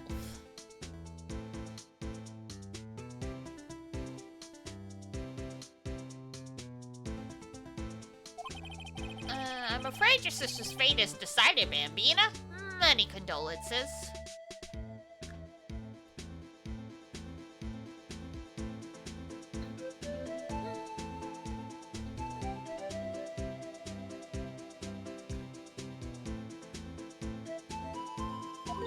Officer Marshall. Yeah, Bambina? How can you say that? You and my sister, you were... Is there something between this cop and her sister that I don't know about? I don't think you know anything, Phoenix. I think you're in the dark, bro. I apologize, Bambina. Something must have got it to me. Maybe it's this dry wind that's a blowing through the prospector's office. dry wind or ill will. Someone's up to something here, but who? A great question. Office atmosphere. Suspicions about Mr. Edgeworth have been flying around for nearly 2 years now. Damn. Forged evidence and arranged testimonies, you mean?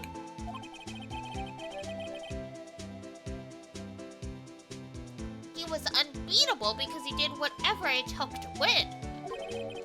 Unbeatable, that is. Until he met you. Sounds like the plot for a romance story.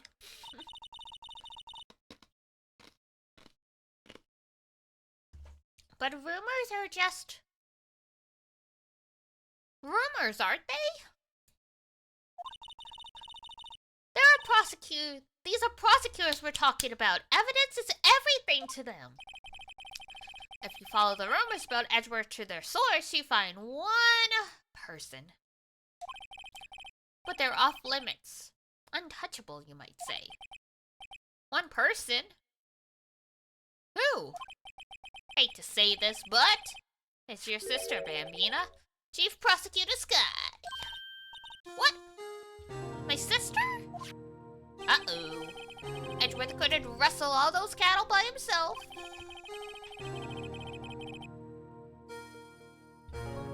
Some people load their guns with bullets, some people load them with deeds. Wait, you're saying Edgeworth was making deals? When there's gunshots, there's bound to be bullets.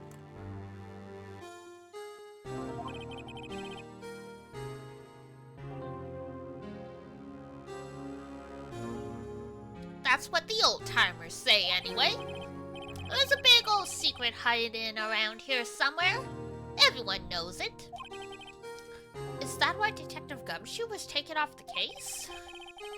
Did they target him because he was closest to Edgeworth?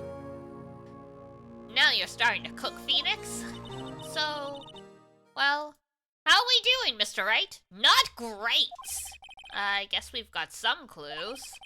We have an autopsy report, a note from the victim, and a cell phone. So, you think we'll be okay? Hell no! Well, the only thing still bothering me is that Lana is confessing to the crime. She says she did it! No problem. I can guarantee that she's not the criminal. Oh, by the way, Emma? Mm-hmm.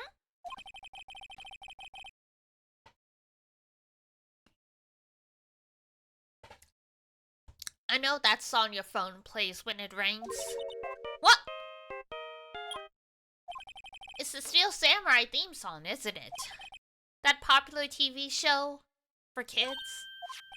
The phone that rang earlier wasn't mine. It was yours. At 5:18, just after the murder took place, your sister called you, didn't she? I'm sorry. Can you tell me what you talked about? She hung up right away. I see. How convenient. The detective is murdered, and the suspect is the top prosecutor in the district. I've got a bad feeling about this.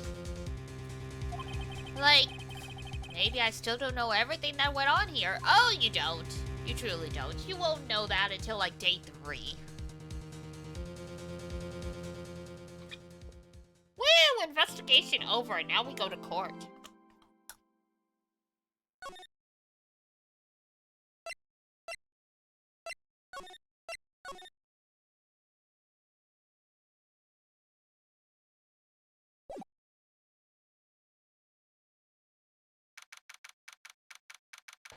Ba ba ba ba ba ba ba ba ba ba ba. 9:34 a.m. How did the investigation go yesterday, Mr. Wright? Frankly, there are still a lot of gray areas. Or rather, the whole thing is one big gray area. Don't worry about me, no matter what the outcome. I'm ready to accept my fate. I believe in you, sis. Mr. Wright, let me offer you a word of advice. Yeah? A defense attorney should never believe their client. The defendant is called to trial because they are suspected of wrongdoing. Never forget that. Miss Sky, you remind me a lot of Mia, but there is one decisive difference between you and her, and that is, you're not a defense attorney. Thank you, Captain Obvious. I thought he was gonna say something like, Mia knows how to trust people. But maybe that's what he's inferring. My first trial without a Fae helping me. Oh, we're doomed. No one's gonna bail me out this time. Yep, there's no calling the dead. I'll be all alone in there. So, I have to discover the truth all by myself. Let's do it, Mr. Wright! I'll be with you the whole way!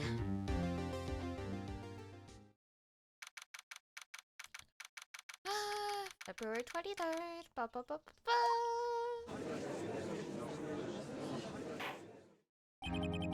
Court is now in session for the trial of Miss Lana Sky. The defense is ready, Your Honor. The prosecution has been ready for a while. Show off. It's been 2 months, but I haven't been in a courtroom since his trial. I hope that personal feelings will not be a part of the proceedings today, Mr. Wright. I will choose the path I think is right, regardless of what those around me might say. The judgment to be made here is in our hands, not those of anyone else. Very well, Mr. Edgeworth. Your opening statement, please. Chief Prosecutor Lana Sky has committed an unpardonable crime. Not only this, but she was rash enough to commit it in the prosecutor office's lot. Wow, he's much more forceful in person. I suddenly feel like confessing to everything, girl. What does that even mean? However, she will now pay for her rashness with her life.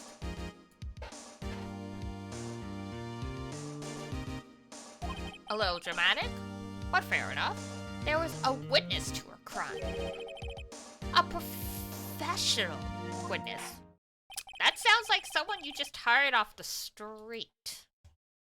Well then, call your first witness, Mr. Edgeworth. The prosecution calls Miss Angel Starr to the stand. Uh-oh, dun dun dun. The cough-up queen? Yeah, the cough-up queen. Haven't I seen you somewhere? You ordered the caviar lunch, right? Oh, ho, ho, ho, caviar! I've never eaten caviar before. The judge is really wolfing it down. And for you, I have a fiesta bowl.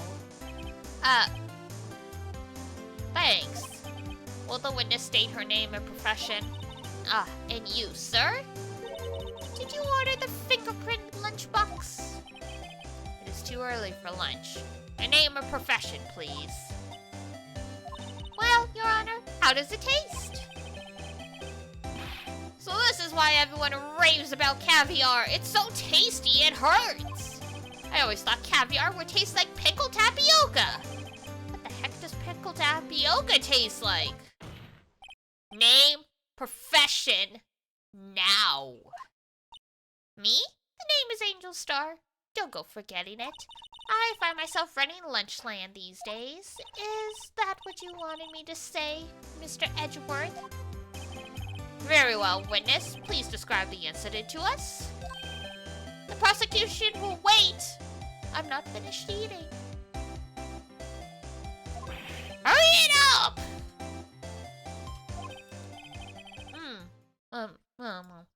well, Mr. Edgeworth. As you know, we usually call on the police to provide a description of the crime. Your Honor, as Mr. Edgeworth has said to the court, I am a professional witness. Huh? What exactly does that mean? Don't worry about it, sir. Don't worry about it. Until 2 years ago, Miss Angel Starr was a special investigator with the police. Well then, she was a first-rate homicide detective. What? Miss Starr was a detective? Surprise!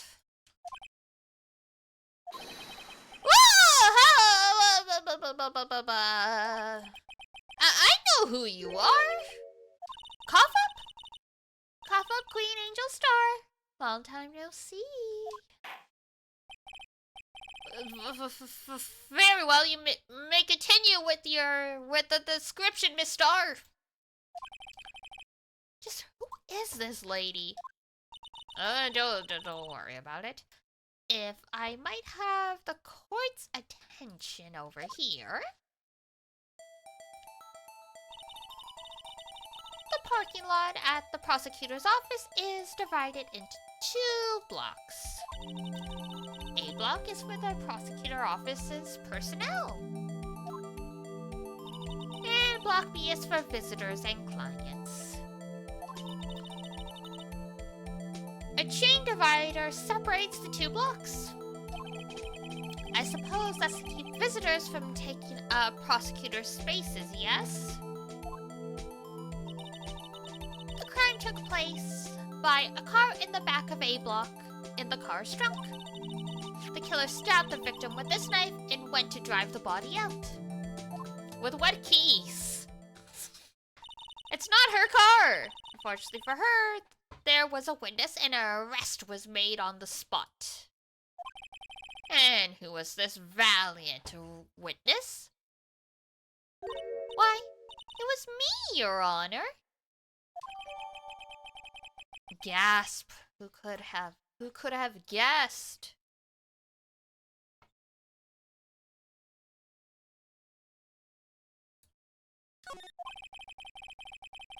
Witness, did you see the very moment of the crime? Of course, Your Honor. Immediately after that, I apprehended the chief prosecutor.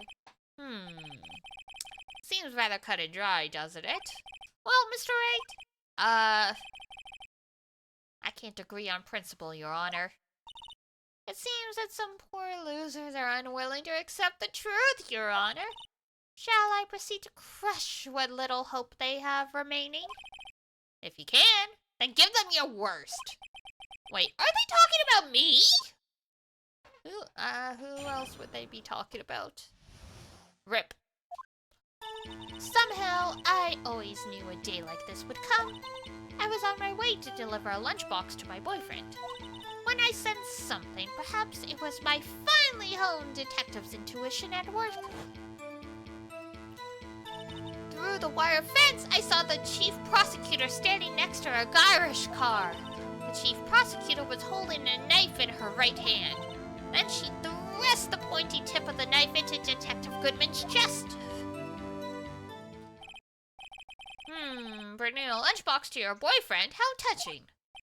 As you can see, there is no room for doubt. The key point of your testimony seems to be nothing other than the point of the knife which you saw being stabbed. So, how does it feel to be utterly crushed? I'm still thinking about that. It's merely a flesh wound. Very well, Mr. Wright, you may cross-examine the witness. We will do our best. Witness account. Always knew a day like this would come. It's on a way to deliver vengeance. Through the wire fence. By garish car, you mean? We're not going to talk about the facts. Mr. Edgeworth's car, yes? Mr. Edgeworth, incidentally, the knife which the victim was stabbed was also Mr. Edgeworth's. Wasn't it? Indeed it was. What an odd case this is. And the person you saw, you're sure was the defendant? I saw her from no less than 30 feet away. I am certain it was her.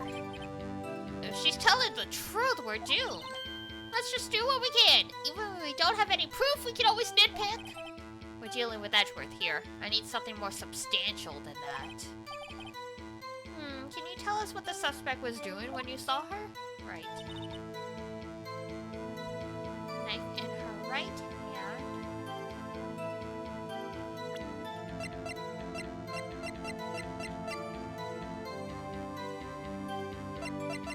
Floor plans. Oh, we don't actually have that as like a photo. Okay. Assessment wound was caused by a 4.5-inch knife. A single stab wound was found.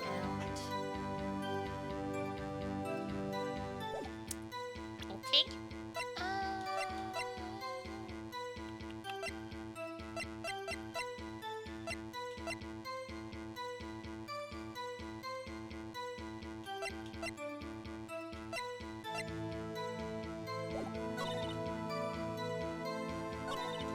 Solar flesh wound, scientifically speaking, it's flawless.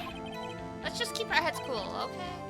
Having a panic next to me makes me calmer. Don't make this. Alright, we'll just press everything then, because we don't have a lot of evidence. How did you know? I respect the prosecutor's basic abhorrence of crime.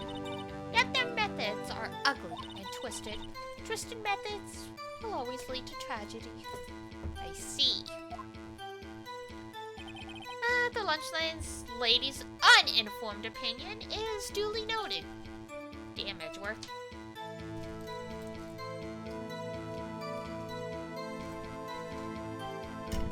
Oops, sorry. Bumped the mic. Given that they are erasing inconvenient evidence at their whim, killing off a detective that knew too much is merely an extension of that. Yikes. Y-I-K-E-S, yikes. Miss Starr, do you have something personal against prosecutors? Didn't she already go over this? I felt that I had found my dream job when I became an investigator. And if I hadn't been laid off by those prosecutors over there, I'd still be there. Laid off? She was fired. To me, prosecutors are nothing more than worms. That said, I am a pro, and as you know, my testimony is unbiased and flawless. Very well, you may continue.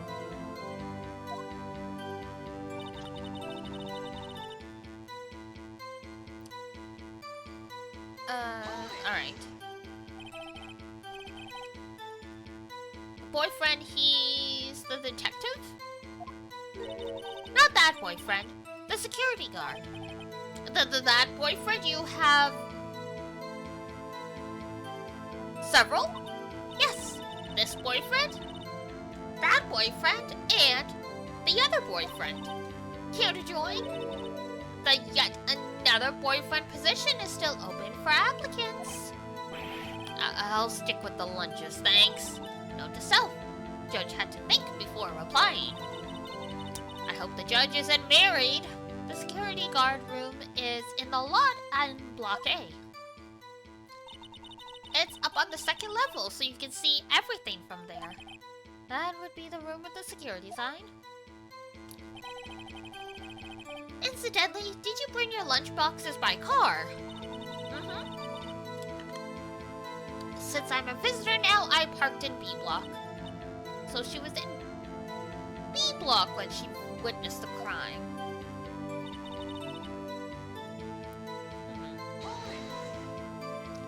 You sensed something? So you're saying you had a premonition of the murder? It felt like... how would you say? Oh, yes. It was like the feeling you get when you view a pumpkin chock full of seeds. What? I have no idea what that means. Speaking of a detective's intuition, wasn't the victim, Mr. Bruce Goodman, also a detective? Yes. Well, he was like young cheese. Young cheese? A pale white cheese, not yet tangy with experience on the streets, a greenhorn. Then I must be hard, yellowed, and sharp as a tact. Yeah, with the older of an old cheat of a match. Emma! Can't tell old people they smell. In any case, there in the lot, I felt something stirring in the back of my mind. Through the wire fence, I saw the chief prosecutor standing next to the car. We already did that one. Tell me more about the knife the suspect was carrying. Well, I'd say the blade was about 4 inches long. Is that right, Mr. Edgeworth? It is your knife, after all. Yes, that's about right. Prosecutors are, by nature, well-versed in the location of a man's vital organs. Really? I'm sure it was easier than boiling an egg for my egg salad surprise set. You can't testify as to her ability to kill an egg. I mean a person. Perhaps a chicken salad set would have been a better metaphor. So the defendant was holding a knife. What then? Then she thrust the tip of the knife into his chest. Okay. Tell the court why you didn't try to stop this crime. You did see her raise the knife to strike, no? The defense has a point. Unfortunately, by the time I realized what was going on, it was already too late. Too late? Yes. The next moment, she stabbed him. I see.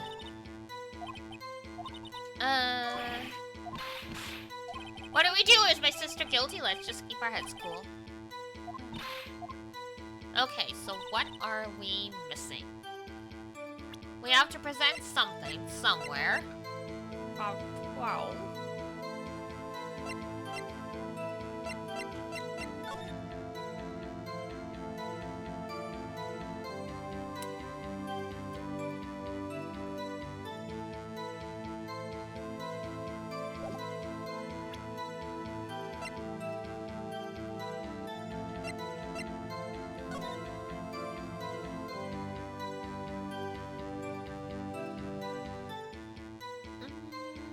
Okay.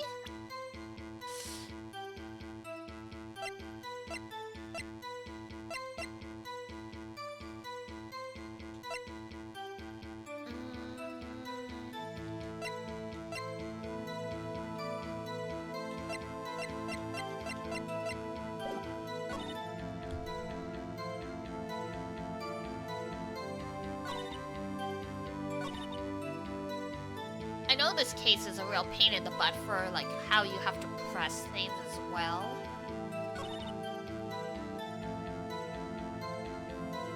Oh, hang on. No prints on the knife? Is that something? No! I tried.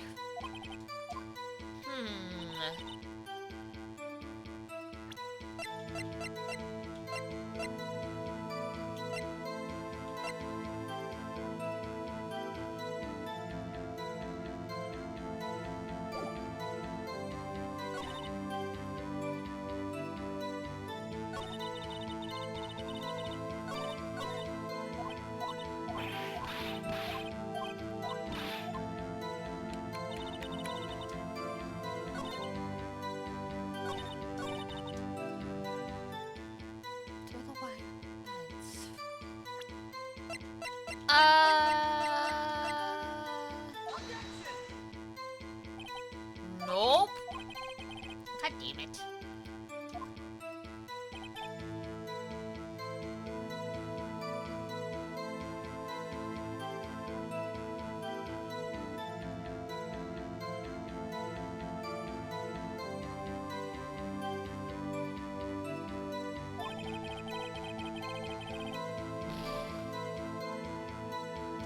losing so much health. Uh-oh. Like I said, this case is kind of infamous. No one really likes it because it's such a pain in the butt.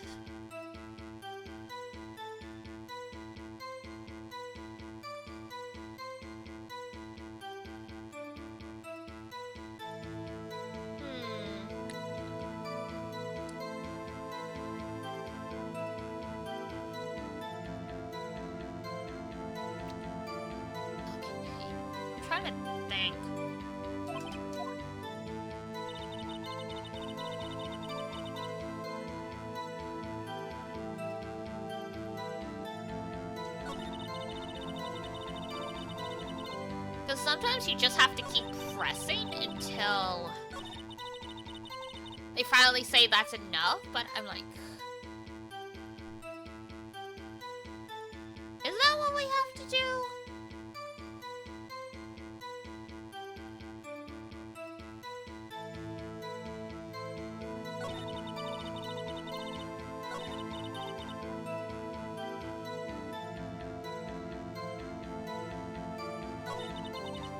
Yeah, we might just have to press everything, okay.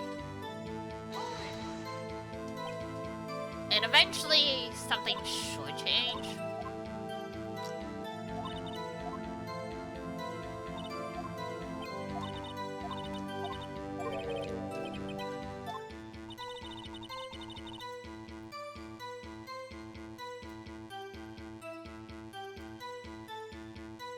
Are nothing more than worms, you dirty rats.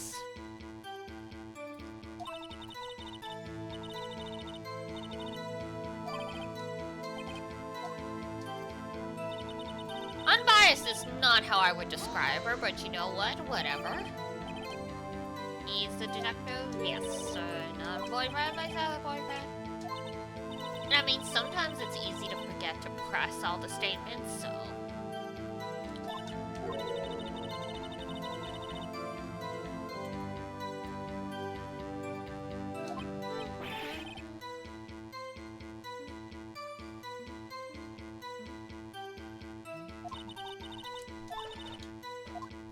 So that's A block.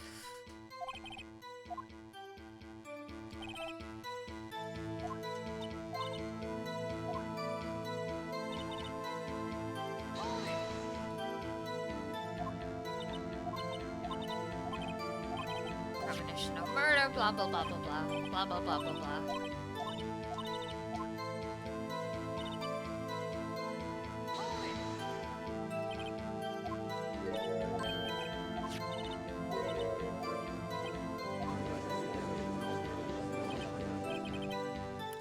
What an odd case this is. And the person you saw, you are sure was the defendant? Yep. Witness, in your testimony you clearly stated the following.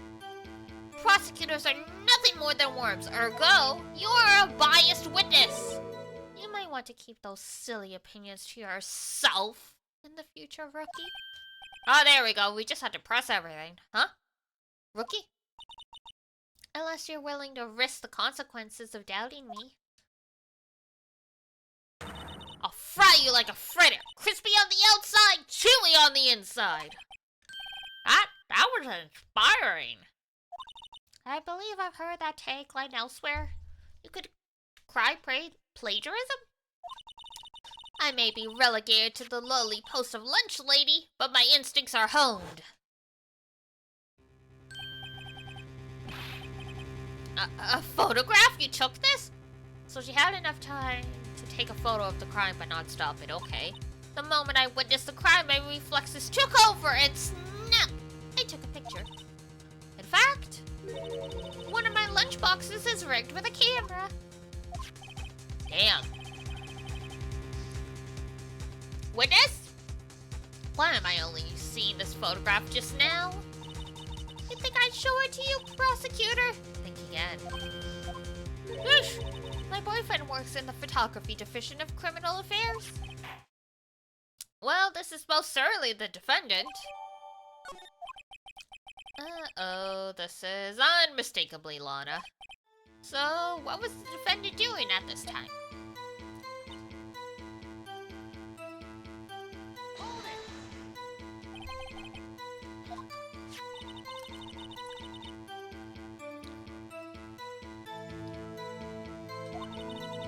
Knife, blah blah blah blah blah blah blah blah blah blah.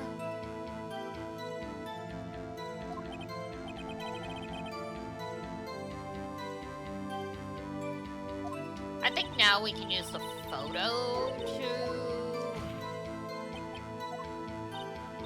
disprove what you were saying.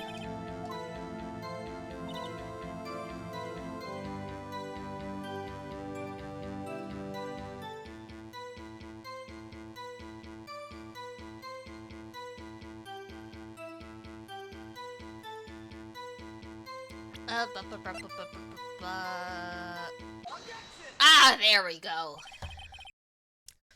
And you witnessed this?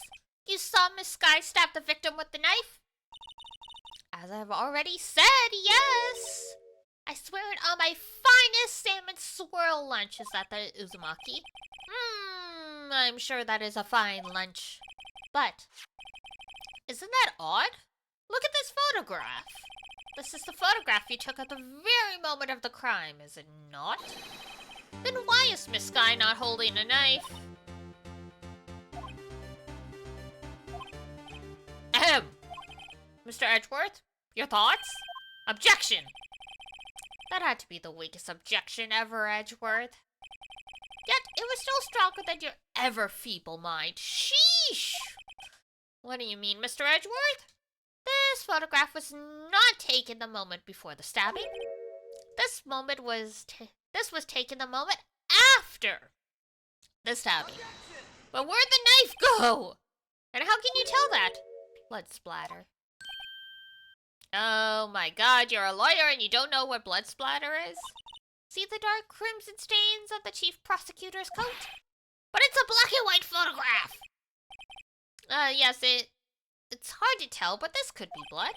Well, Mr. Wright, I see no problems here. No problem. Except you. Mr. Wright, are you going to just sit there and take that kind of abuse? You got a better idea?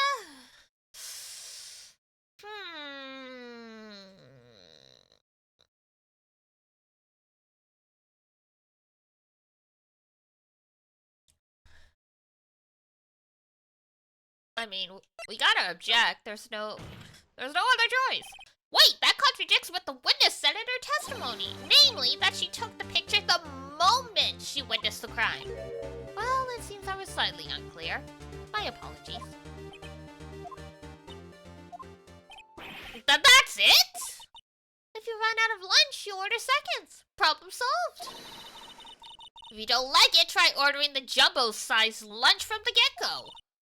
Good advice. I'm not sure I understand it, but good advice. I did have the time to stop her. Prosecutor Sky was cold, calculating, like a robot. She killed without pain or remorse. It was a premeditated murder. Premeditated? How do you know? Look at the chief's photographs. Hands in the photo. Yes, she's wearing gloves. Are those gloves? Surgical gloves made out of thin rubber, most likely. Why would she have those on? If it was not premeditated, she would not be wearing those gloves. Maybe she's a hypochondriac. Maybe she doesn't want to touch stuff, you know?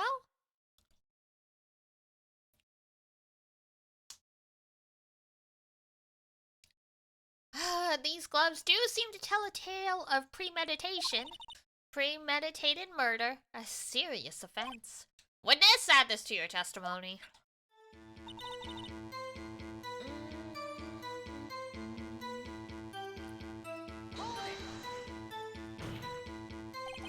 What if she was just in the habit of wearing gloves? Like driving gloves. The gloves were admitted as evidence when the defendant was arrested. They were rubber gloves of the kind used for autopsies. In other words, when the chief prosecutor came to the crime scene, she came to do murder. That's the only possible conclusion one can make. Everything was planned. It was a premeditated crime. Rip. Impressive. I'm sorry they took you off the force, Miss Starr. Oh, this is bad. She's got them thinking this was all planned. If she can prove this, the trial's already over. I've got to think of a way to show that this wasn't premeditated. Oh, the knife?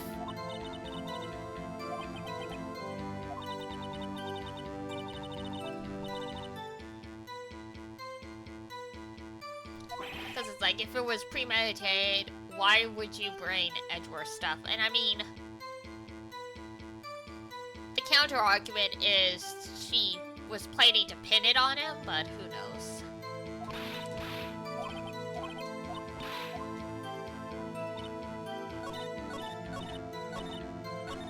Whoops!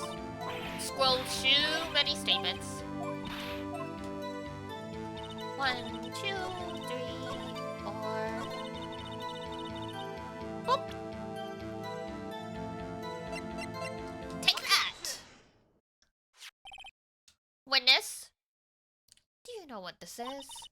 Are you trying to test me? I sell box lunches for a living, you know? That's a knife. The knife. The knife that was in Mr. Edgeworth's trunk.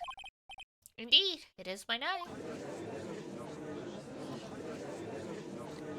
Oh god. Mommy, are prosecutors bad people? That is an interesting question. We ask that the witness provide an accurate testimony. What was that, Rookie? In your testimony, you stated that Lana Skye planned this murder, and that's why she was wearing those special gloves. Seems like a natural conclusion to me. The gloves do indicate planning. However, why would she not also prepare the most important thing, the murder weapon? Oh. Just oh. This knife just happened to be in the trunk of that car. Ladies and gentlemen, if you're going to plan a murder, you don't forget the weapon. Well, I mean, I guess you could plan to improvise when you get there. Great, now the tide is turning in our favor. Maybe. Great show, Mr. Wright, but this is as good as free. I don't know about that. Right. I believe the next lunch you'll be eating is humble pie. Oh dear. Hope you weren't deluding yourself into thinking that tide has turned. Not over such a trifling detail. But this shoots a hole in the whole premeditated murder theory. The prosecution could care less if it was premeditated or not. The only one who seems to care is that lunch lady over there. True. In the eyes of the law, murder is murder. It's just, you know, the punishment varies. The defendant, Lana Skye, murdered a detective with a knife. That is the only thing the prosecution need prove. Very good, Mr. Prosecutor. I suppose you think you're clever now. But you know as well as I do that she planned on killing him. It was planned. If it wasn't, why would she have been wearing... I believe I'd like to hear your testimony again. Witness, please tell us only what you saw, not what you thought. How dare you! Oh, she's not taking this well. My powers of deduction are not to be underestimated. Really now?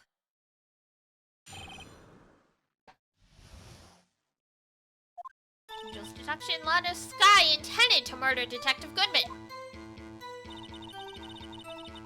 That's what she called the victim all the way to the prosecutor's office.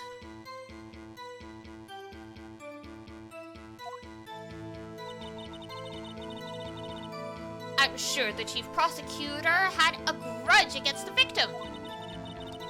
Nothing else could drive that human machine to plunge the knife in again and again. There weren't multiple stab wounds.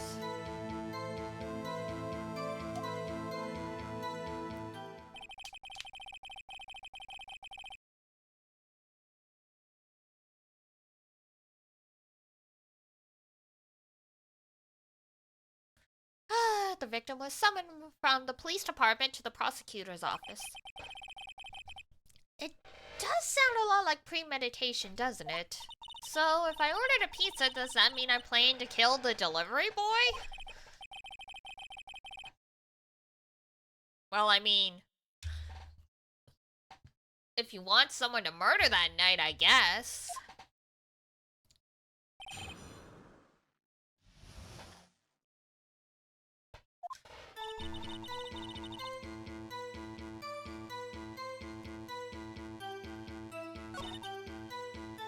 All the way. Present. He was only stabbed once. You say she stabbed him again and again, but you couldn't have witnessed that. Are you testing me? Then I'll test you! With my moss surprise! Oh my god. I'm afraid the moss is growing under our feet as we wait, Miss Starr.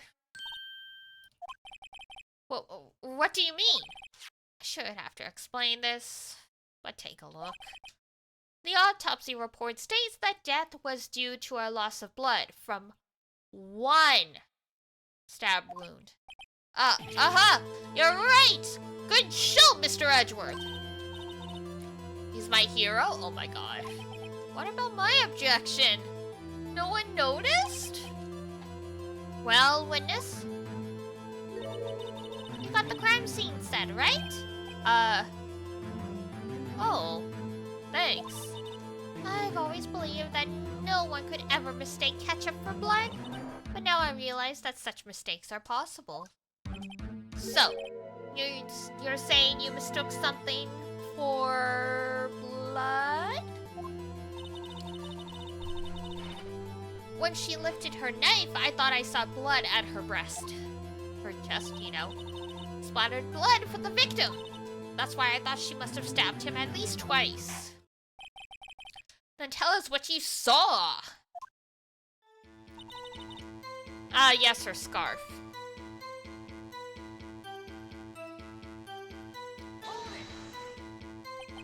A red muffler? Yes, like a scarf. The chief prosecutor always wears one around her neck.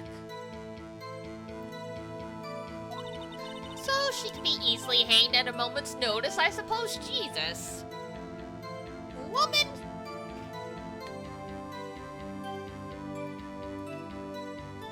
No, ma'am.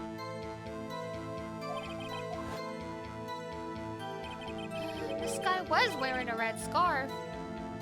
Wasn't she? But wait. Isn't it odd that you mistook that for splattered blood?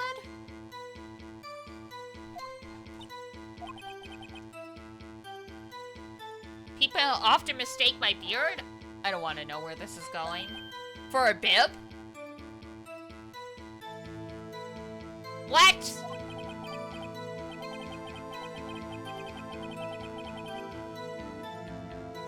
A judge with a bib. That's why this place feels like kindergarten sometimes. Woof.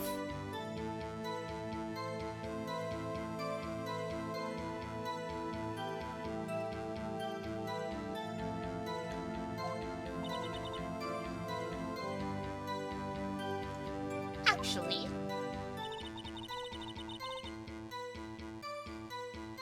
I do think I saw some traces of blood on her chest.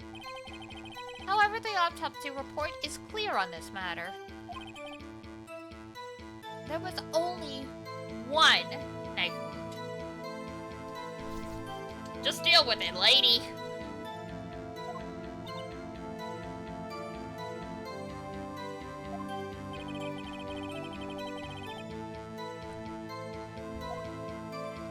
Apparently Miss Wright isn't... Miss Wright? Miss Starr isn't entirely sure. Mr. Wright, this is our chance!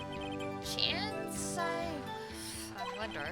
Miss Starr has turned out to be as short-tempered as she looked when we met her. Challenging her abilities as a detective really set her off. The short wick burns out the fastest. It's a scientific fact. I wonder, wouldn't it depend on the size of the candle? I mean, add more wax and even a really short wick will burn longer. Obviously more scientific question. Testing is required.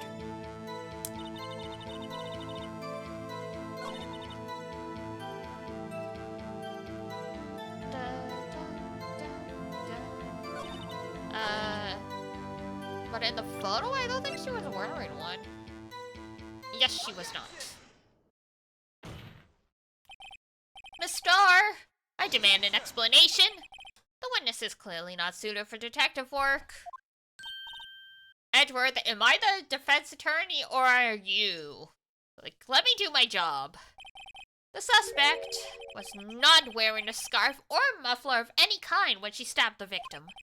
And you've proved it yourself with this photograph. Huh? But that can't be! Only a professional lunch lady could be so utterly clueless. That's an insult to all lunch ladies. Congratulations, perhaps you finally found your true calling in life. Harsh words, but good. In the end, Mr. Edgeworth prevails. What was my objection, chopped liver? But it was there, a scarf. No, not that, but something red, really! Well, now, where were we?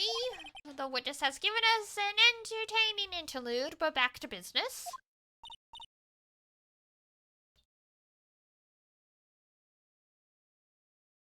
What?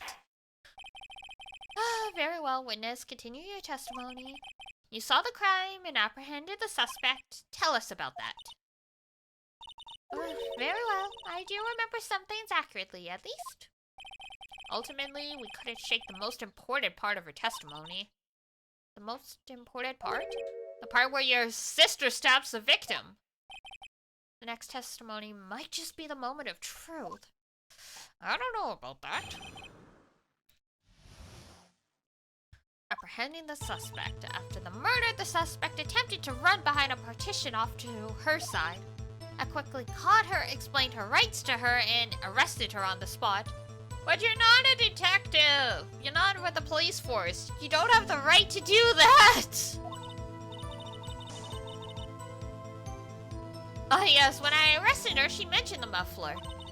Like, you can only make a citizen's arrest in very specific circumstances. I think it's a crime to falsely arrest someone. The chief prosecutor made her escape, and against Angel Starr, resistance is futile. You are quite determined about this scarf, aren't you? I strike like a snake and bite like a cobra. It should be the opposite. That's me, Angel Starr. That wasn't a very good metaphor. First of all, a cobra is a kind of snake.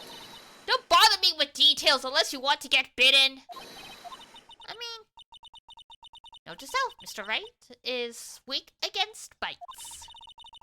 The chief prosecutor tried to resist, but her efforts were in vain. She knocked my hands aside, kicked over an oil drum. An oil drum? Hard to imagine. Oh, she's beautiful but deadly. A predator, this one. A leopard woman. Very well, Mr. Wright. Your cross-examination?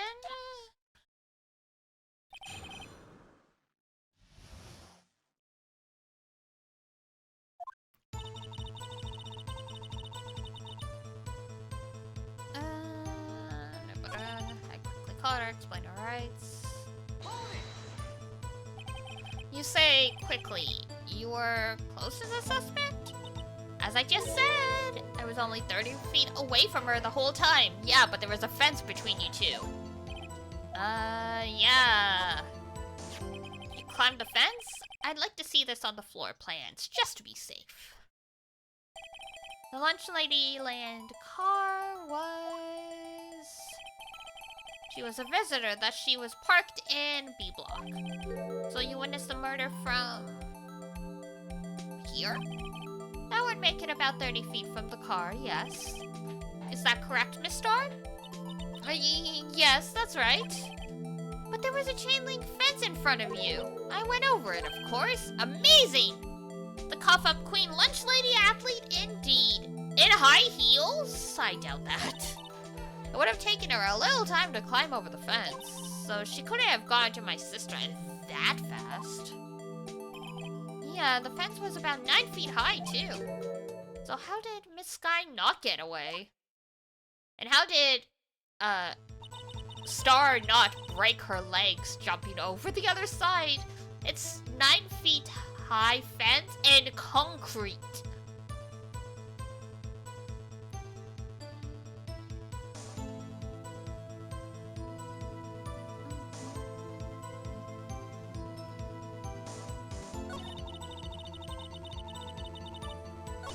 Okay.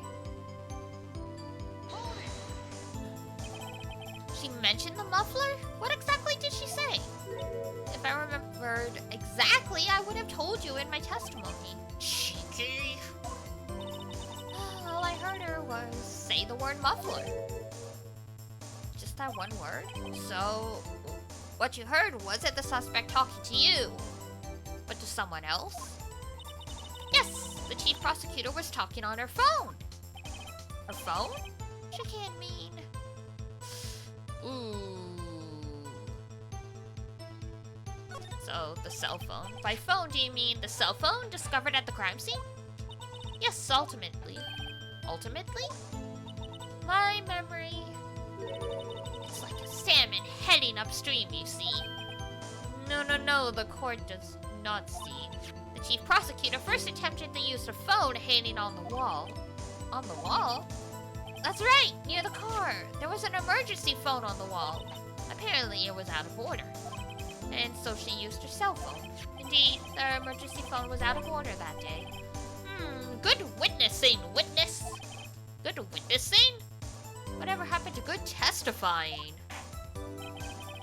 You should, of course, add this to your testimony. The things I do to please this rookie defense attorney. Damn.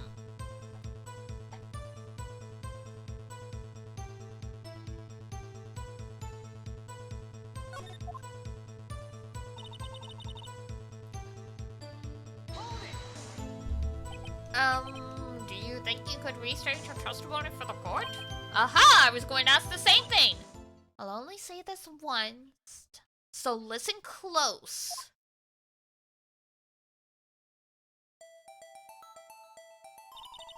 The chief prosecutor stabbed the victim and ran behind the partition. Okay. Then she picked up the emergency phone on the wall, but it was out of order. Okay. So she pulled her own cell phone out of her pocket. And during that time, you climbed over the chain link fence. That's when I boldly grabbed her arm. The chief prosecutor hung up her phone. And you saw her doing this? What is it, Mr. Wright?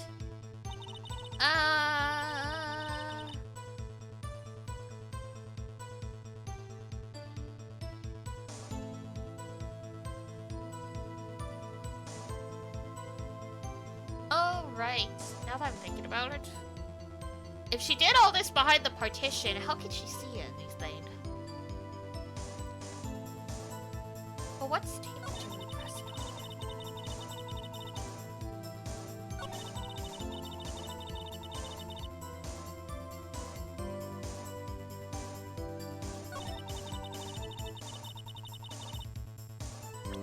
Oh yeah, I saw it all. That's the obvious one. There we go. Miss Starr, I have to conclude that you have a personal grudge against Miss Lana Sky.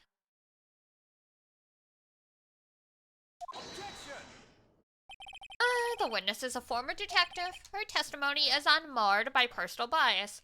You spent this whole time proving that it... whatever.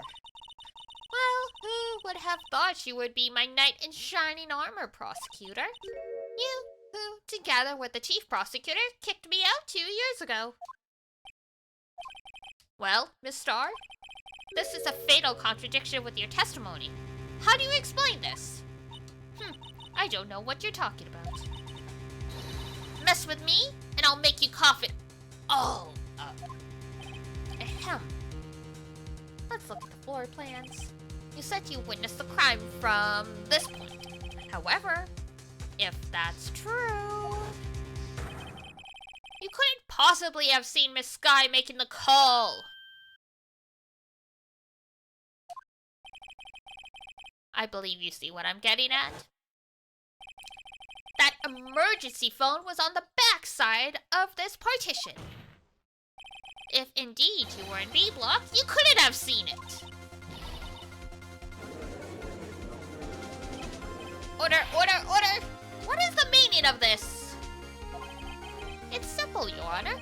She's not coughing up lunch, she's coughing up lies! I don't think we want her coughing up lunch either. That's quite a claim, Mr. Wright. Perhaps you will allow me a question? Tell us exactly what lie this witness has told the court. Here's where the counterattack begins. I can't afford to get this wrong.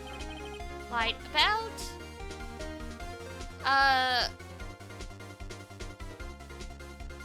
where she saw it, I think?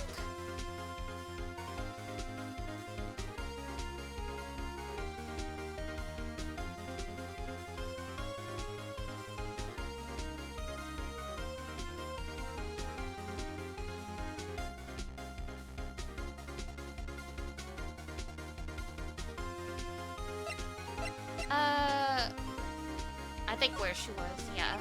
Miss Sky tried to use the emergency phone, but it was out of order. What is significant about that fact? Nothing. Therefore, it would be pointless for Miss Starr to lie about it. Pointless to lie, I see. But say the witness did actually see Miss Sky using their emergency phone. It would mean Miss Starr witnessed the crime for a different location. A different location? Now that's a pointless lie if I've ever heard one. Before you call my lie pointless, at least let me tell it. Let me ask a question to our clever wordsmith, Mr. Wright. Just where was the witness when she saw the crime? Alright, security office, because she went there to see her boyfriend.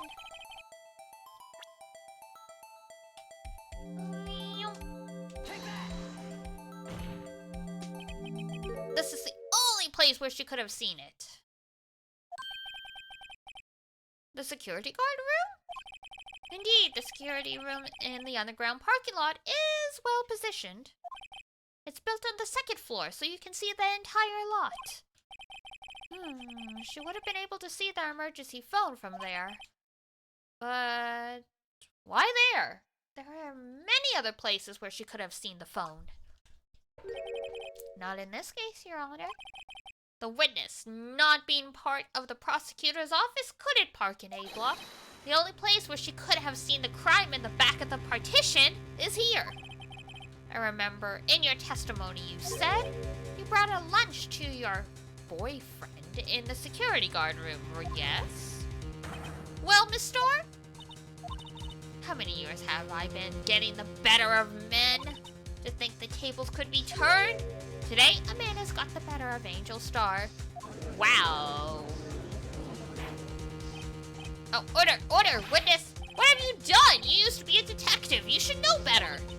I'm not turning back. The guilty will be punished. And I'll do what I must to make sure justice prevails. The guilty? Is she talking about Miss Sky?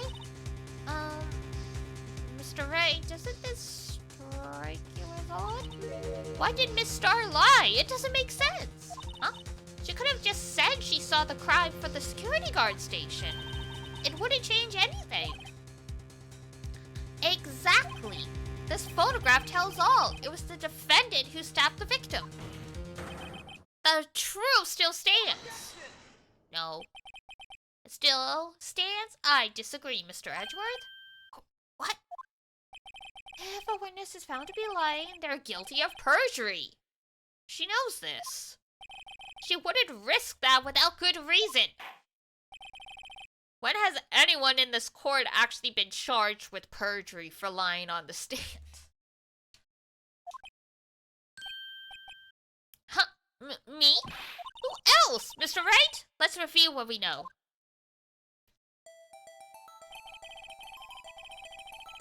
Miss Starr witnessed the crime from the security guard station. But she lied and said she saw it from B block. Must have made a vital difference. Distance?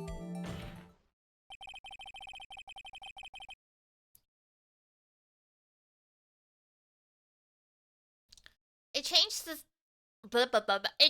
the distance between her and the scene of the crime. Objection! My condolences, Mr. Wright. One more look at the floor plan, and it's quite clear. The distance between the scene of the crime and the guard station is 30 feet, but it's on the second floor. You said so yourself! Objection!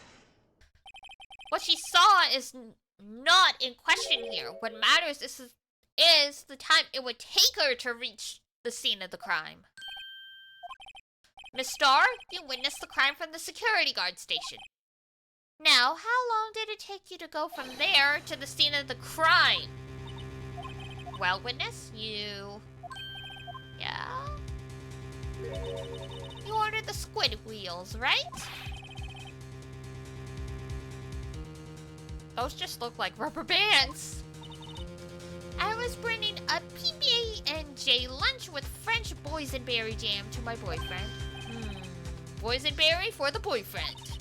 He wasn't in the station, so I waited. I witnessed the crime from the glass-walled station.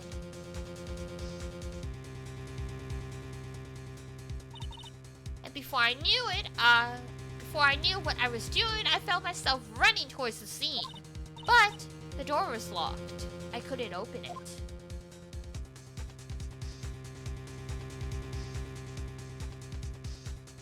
Ooh, that is quite the trek. That's why I had to go through the visitor's parking lot in B block. That's quite a detour. It probably took me at least 5 minutes to get to the scene of the crime. 5 minutes?! Yup. Huh, that changes things considerably. But it was that woman over there in the defendant's chair who stabbed him. I know it. I have photographic evidence. I swear it. I swear it on my finest plastic spork. I don't know if we should be pledging anything on sporks. You have a point, and the spork is a wonderful invention. No, it's not. Would you like another caviar lunch? Absolutely! Oh, no. Mr. Wright, you have to do something! Do I have any evidence? Raise an objection. Objection! 5 minutes between the witnessing of the murder and the arrest. Think about it. You could make pasta in that amount of time, if you like it al dente. I've got lunch boxes that tie pasta into nuts. A 5-minute blank? Isn't that strange? Strange? If you were a criminal, what would you do with 5 minutes, Your Honor? Well, I guess I'd flee the scene. Don't get the wrong idea, I haven't killed anyone. But you have the instincts of a killer. You would run. But this time was different. Miss Skye dawdled at the scene of the crime. She even had her picture taken. No true criminal would act this way. It's inconceivable.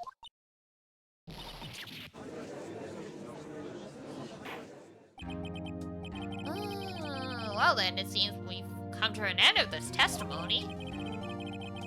The witness has a grudge against the defendant and a blank in her testimony. Mr. Edgeworth, is the next witness ready to go?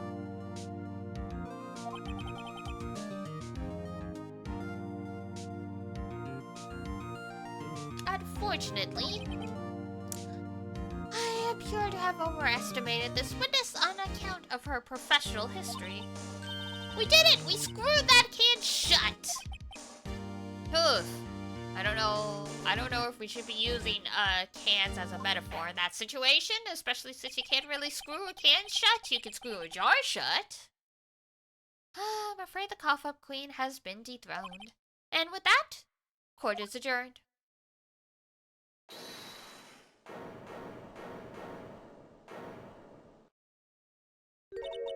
Mr. Edgeworth, you ordered the squid wheels, right? That's the one she tried to foist off on me! I prefer not to take the defense team's leftovers. Anything else to say? I might be able to save you. I have decisive evidence. What was that? Is this another one of her trick lunchboxes? My apologies, but we have no further questions to ask of you, Miss Starr. Ah. Is this your jumbo lunchbox? Woohoo! A triple-decker! Out of deference to the witness's determination, I'll allow one more testimony. Let's hear about this decisive evidence. Like the Lunchland motto says, you won't be disappointed. I already am.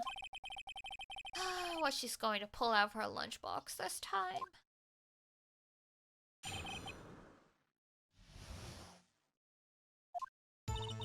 I should have mentioned those 5 minutes when I wasn't looking at the crime scene. And now, to the matter of the victim's shoe. Did I not bring this up? 2 types of blood were found on this shoe. One was, of course, the victim's, and the other blood type matched that of the defendant, Miss Lana Sky. The shoe proves it. It's flawless, decisive evidence. What? There was blood found on that shoe? Try Lunchland for all your lunch and decisive evidence needs. Witness, what's the meaning of this? Why is this the first time I've heard of this evidence? Simple. As I've already said, I don't trust you. That's why I took the liberty of investigating this myself. Damn. And you had blood tests performed? Didn't I mention? I have 3 boyfriends in forensics, 3 of them! Do they not realize it? In any case, Your Honor, I can't accept this as evidence. What? You must know the 2 rules of evidence law. Rule 1, no evidence shall be shown without the approval of the police department. In other words, this shoe is illegal evidence, at least for the time being. Is that right, Mr. Wright? It seems so. Edgeworth sure is celebrating. Not so fast, Mr. Edgeworth. Don't forget, I used to be a detective, as I mentioned previously. The shoe has already been tested by a member of the forensics department. As you can see, it was approved by the police department as of today.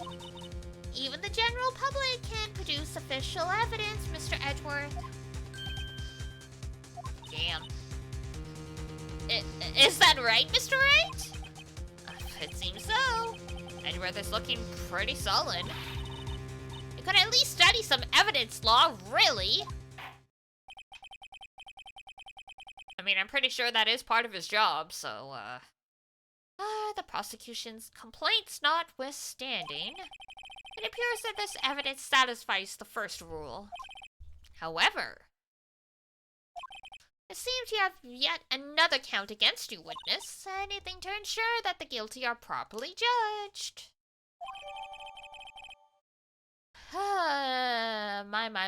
my.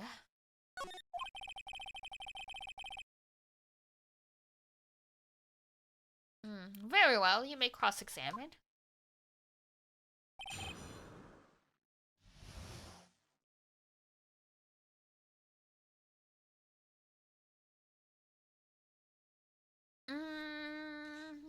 Alright.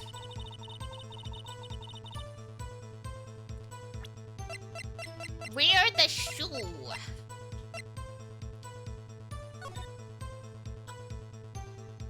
Time to investigate the shoe. There's blood here too on the sole of the shoe. It has to be the victim's. But must have stepped in a puddle of his own blood? How do you step in a puddle of your own... Well, okay, I mean, I guess you're still technically alive while you're bleeding out, but...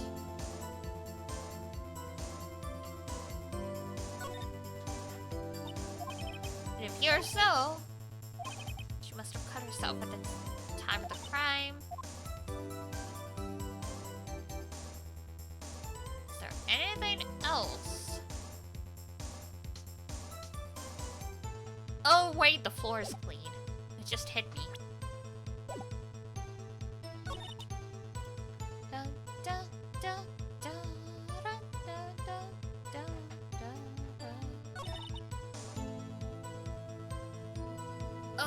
Where do we present it though?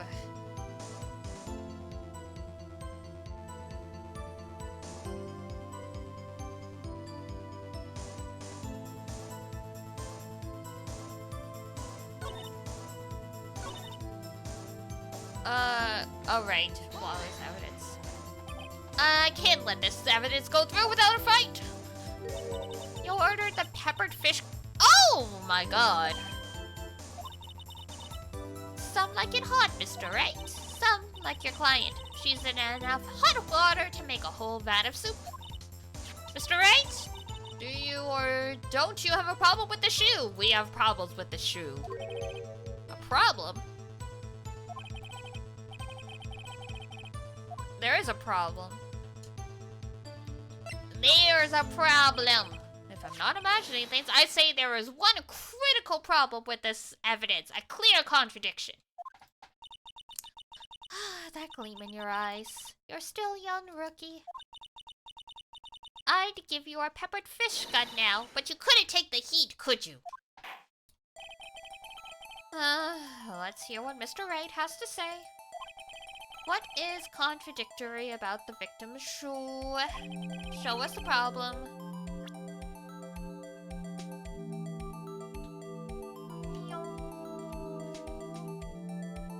Boink. I wonder if you noticed. There's blood on the bottom of this shoe.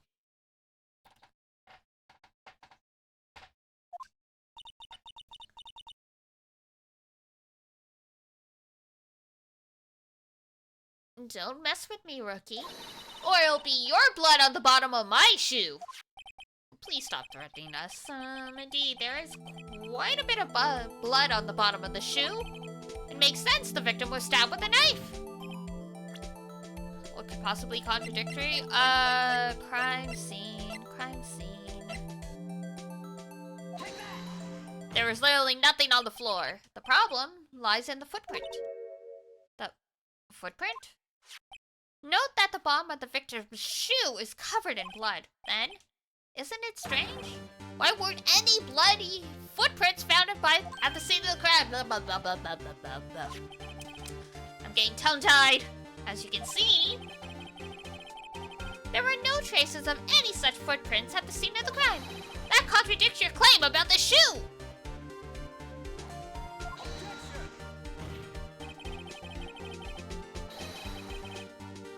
The picture only shows part of the floor, so there could have been bloody footprints.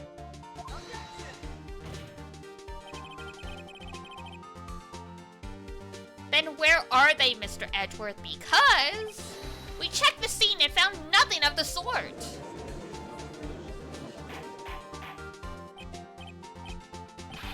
Order, order, order. Well, witness? What? Huh? Great going, Mr. Haight, but... It's true that the lack of footprints is a contradiction. But then we have to ask why there wasn't a footprint. That's true. There has to be a reason why there wasn't a footprint. Oh yeah, the drums of water.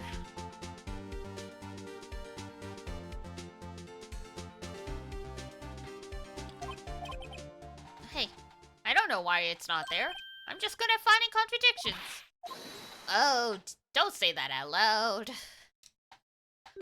I see. Now I get it. Get what?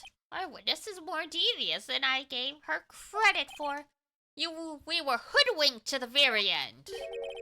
But she slipped. There was one vital hint to the truth in her testimony. Think back to what she told us about apprehending the suspect.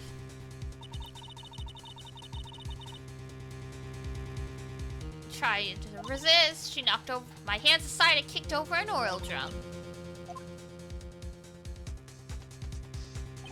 I thought that was a strange thing for the normally cool-headed chief to do. No kidding. Now, witness, allow me to ask a very simple question. This oil drum, was it empty? Oh, that? I'm not sure I like your attitude, Mr. Edgeworth. Though apparently you're not the slowest conveyor belt in the lunchbox factory. Was the oil drum empty?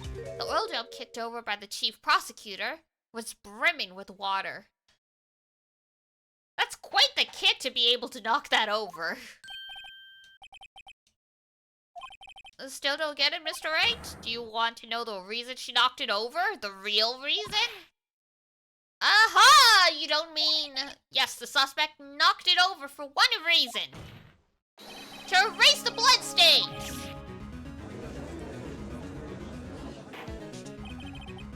That ties things up quite nicely. The bloodstains left on the victim's shoe tied her quite clearly to this murder.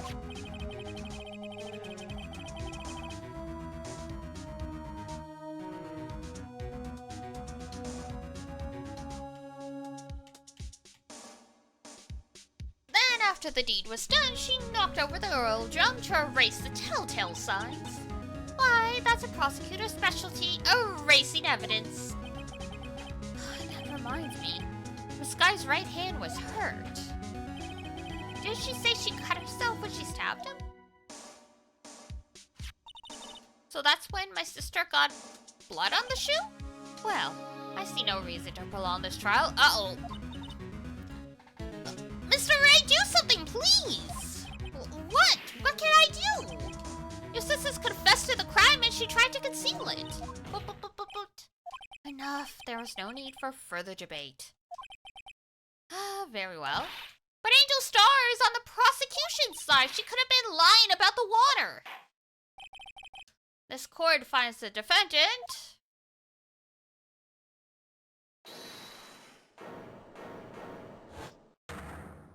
Oh, little girl. What did you just say? Huh? Me? Did you just say that I, Angel Starr, was on the prosecution's side? Well, yeah, you are. You're saying my sis hid evidence. Well, I thought you had your fill, but here you are, demanding a second helping. Another lunchbox called evidence. Oh, wait, don't tell me you have something else. The time for deliberations is past. Any further comments and you will be held in contempt of court. Your threats don't scare the cough up queen. Look at this!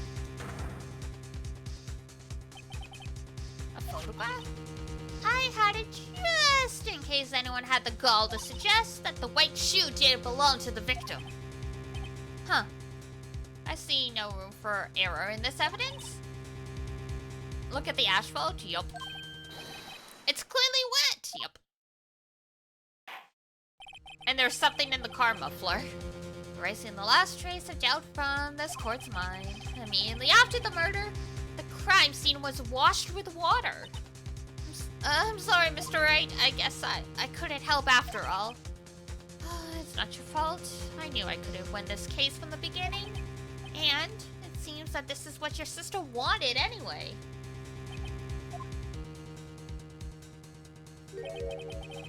I'm sorry, Mia. Right? Wet or not? Don't be so quick to throw in the towel. Get yourself up off the asphalt. Take another good look. Don't give up. Not until the bitter end. This is the last piece of evidence.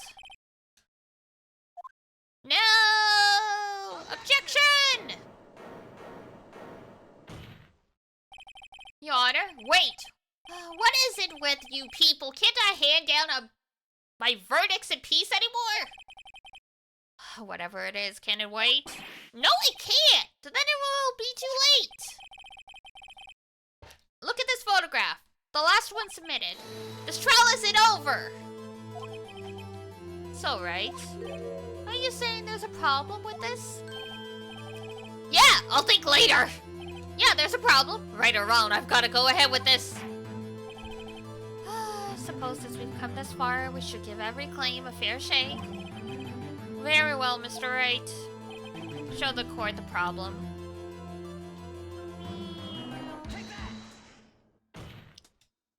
The problem is here! What's this? There's something poking out of the car's muffler. Wait just a moment, Mr. Edgeworth. Your Honor? You just said muffler. However, I see no trace of a muffler or scarf of any kind. Oh, come on, Judge. The muffler is also a part on a car or motorcycle, Your Honor. Just think of it as part of the exhaust system. A pipe. I see, and I see. What's this suspicious-looking claw sticking out of the car's muffler? So what if there is something sticking out of the muffler? What does that have to do with this case? Oh, come on. Use your head. Sorry, Miss Starr. But it's not going to be that easy. In fact, you've already told us why this is important. You said as much in your testimony. What? Let's hear what Mr. Wright has on his mind. Why do you think this is related? God, what piece of evidence is it gonna be?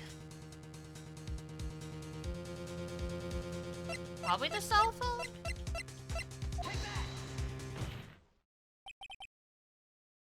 There we go. Miss Starr! Recall your testimony for the court.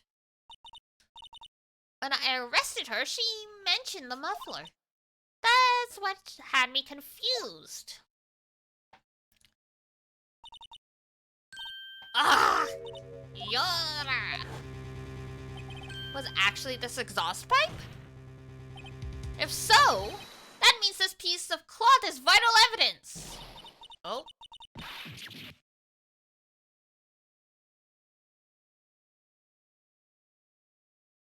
Oh, bye, lady. Well, it seems we will have to suspend the proceedings. Suspend? I find myself wondering about that piece of cloth. If we leave any unanswered questions here, we do a disservice to the law. Have the car at the crime scene inspected at once and bring me that cloth. The verdict will wait until after we've seen all the evidence. Agreed? I suppose. That was close. But we made it! At least for now. Alright, this court will adjourn for a 30-minute recess. And it's lunchtime after all. He's still hungry? I mean, fair.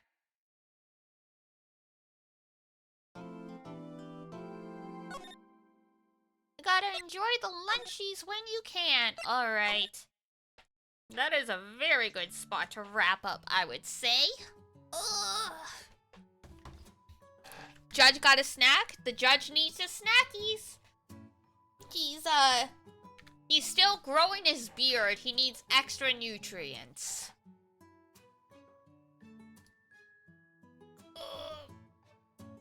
Excellent big stretch. Alrighty, folks. Thank you for coming for a pretty chill stream on this Friday night. Tomorrow morning at 12 EST, we are going to be playing more Persona 3. Da da da da. Keep on climbing Tartarus and the social links. We're at about mid-June, so the July boss is going to be coming up very quickly, along with all the summer vacation shenanigans that we know these Persona games are well known for. At that point, we're like halfway done with the game. Oh my god. There's still a lot of content to go. But that is crazy. Enjoyed the stream. I'm glad. Alrighty. Time to go get some more water. Get a snack for myself. Maybe do a little bit of stream work and then I drag my butt off the bed. So, if it's daytime where you are, I hope you have a great rest of your day. If it's nighttime, have a great rest when you roll on off to bed. And until next I see ya, take care of yourself. Wash your face, brush your teeth, eat good food. And I'll see you next time. Bye-bye. Bye-bye-bye-bye.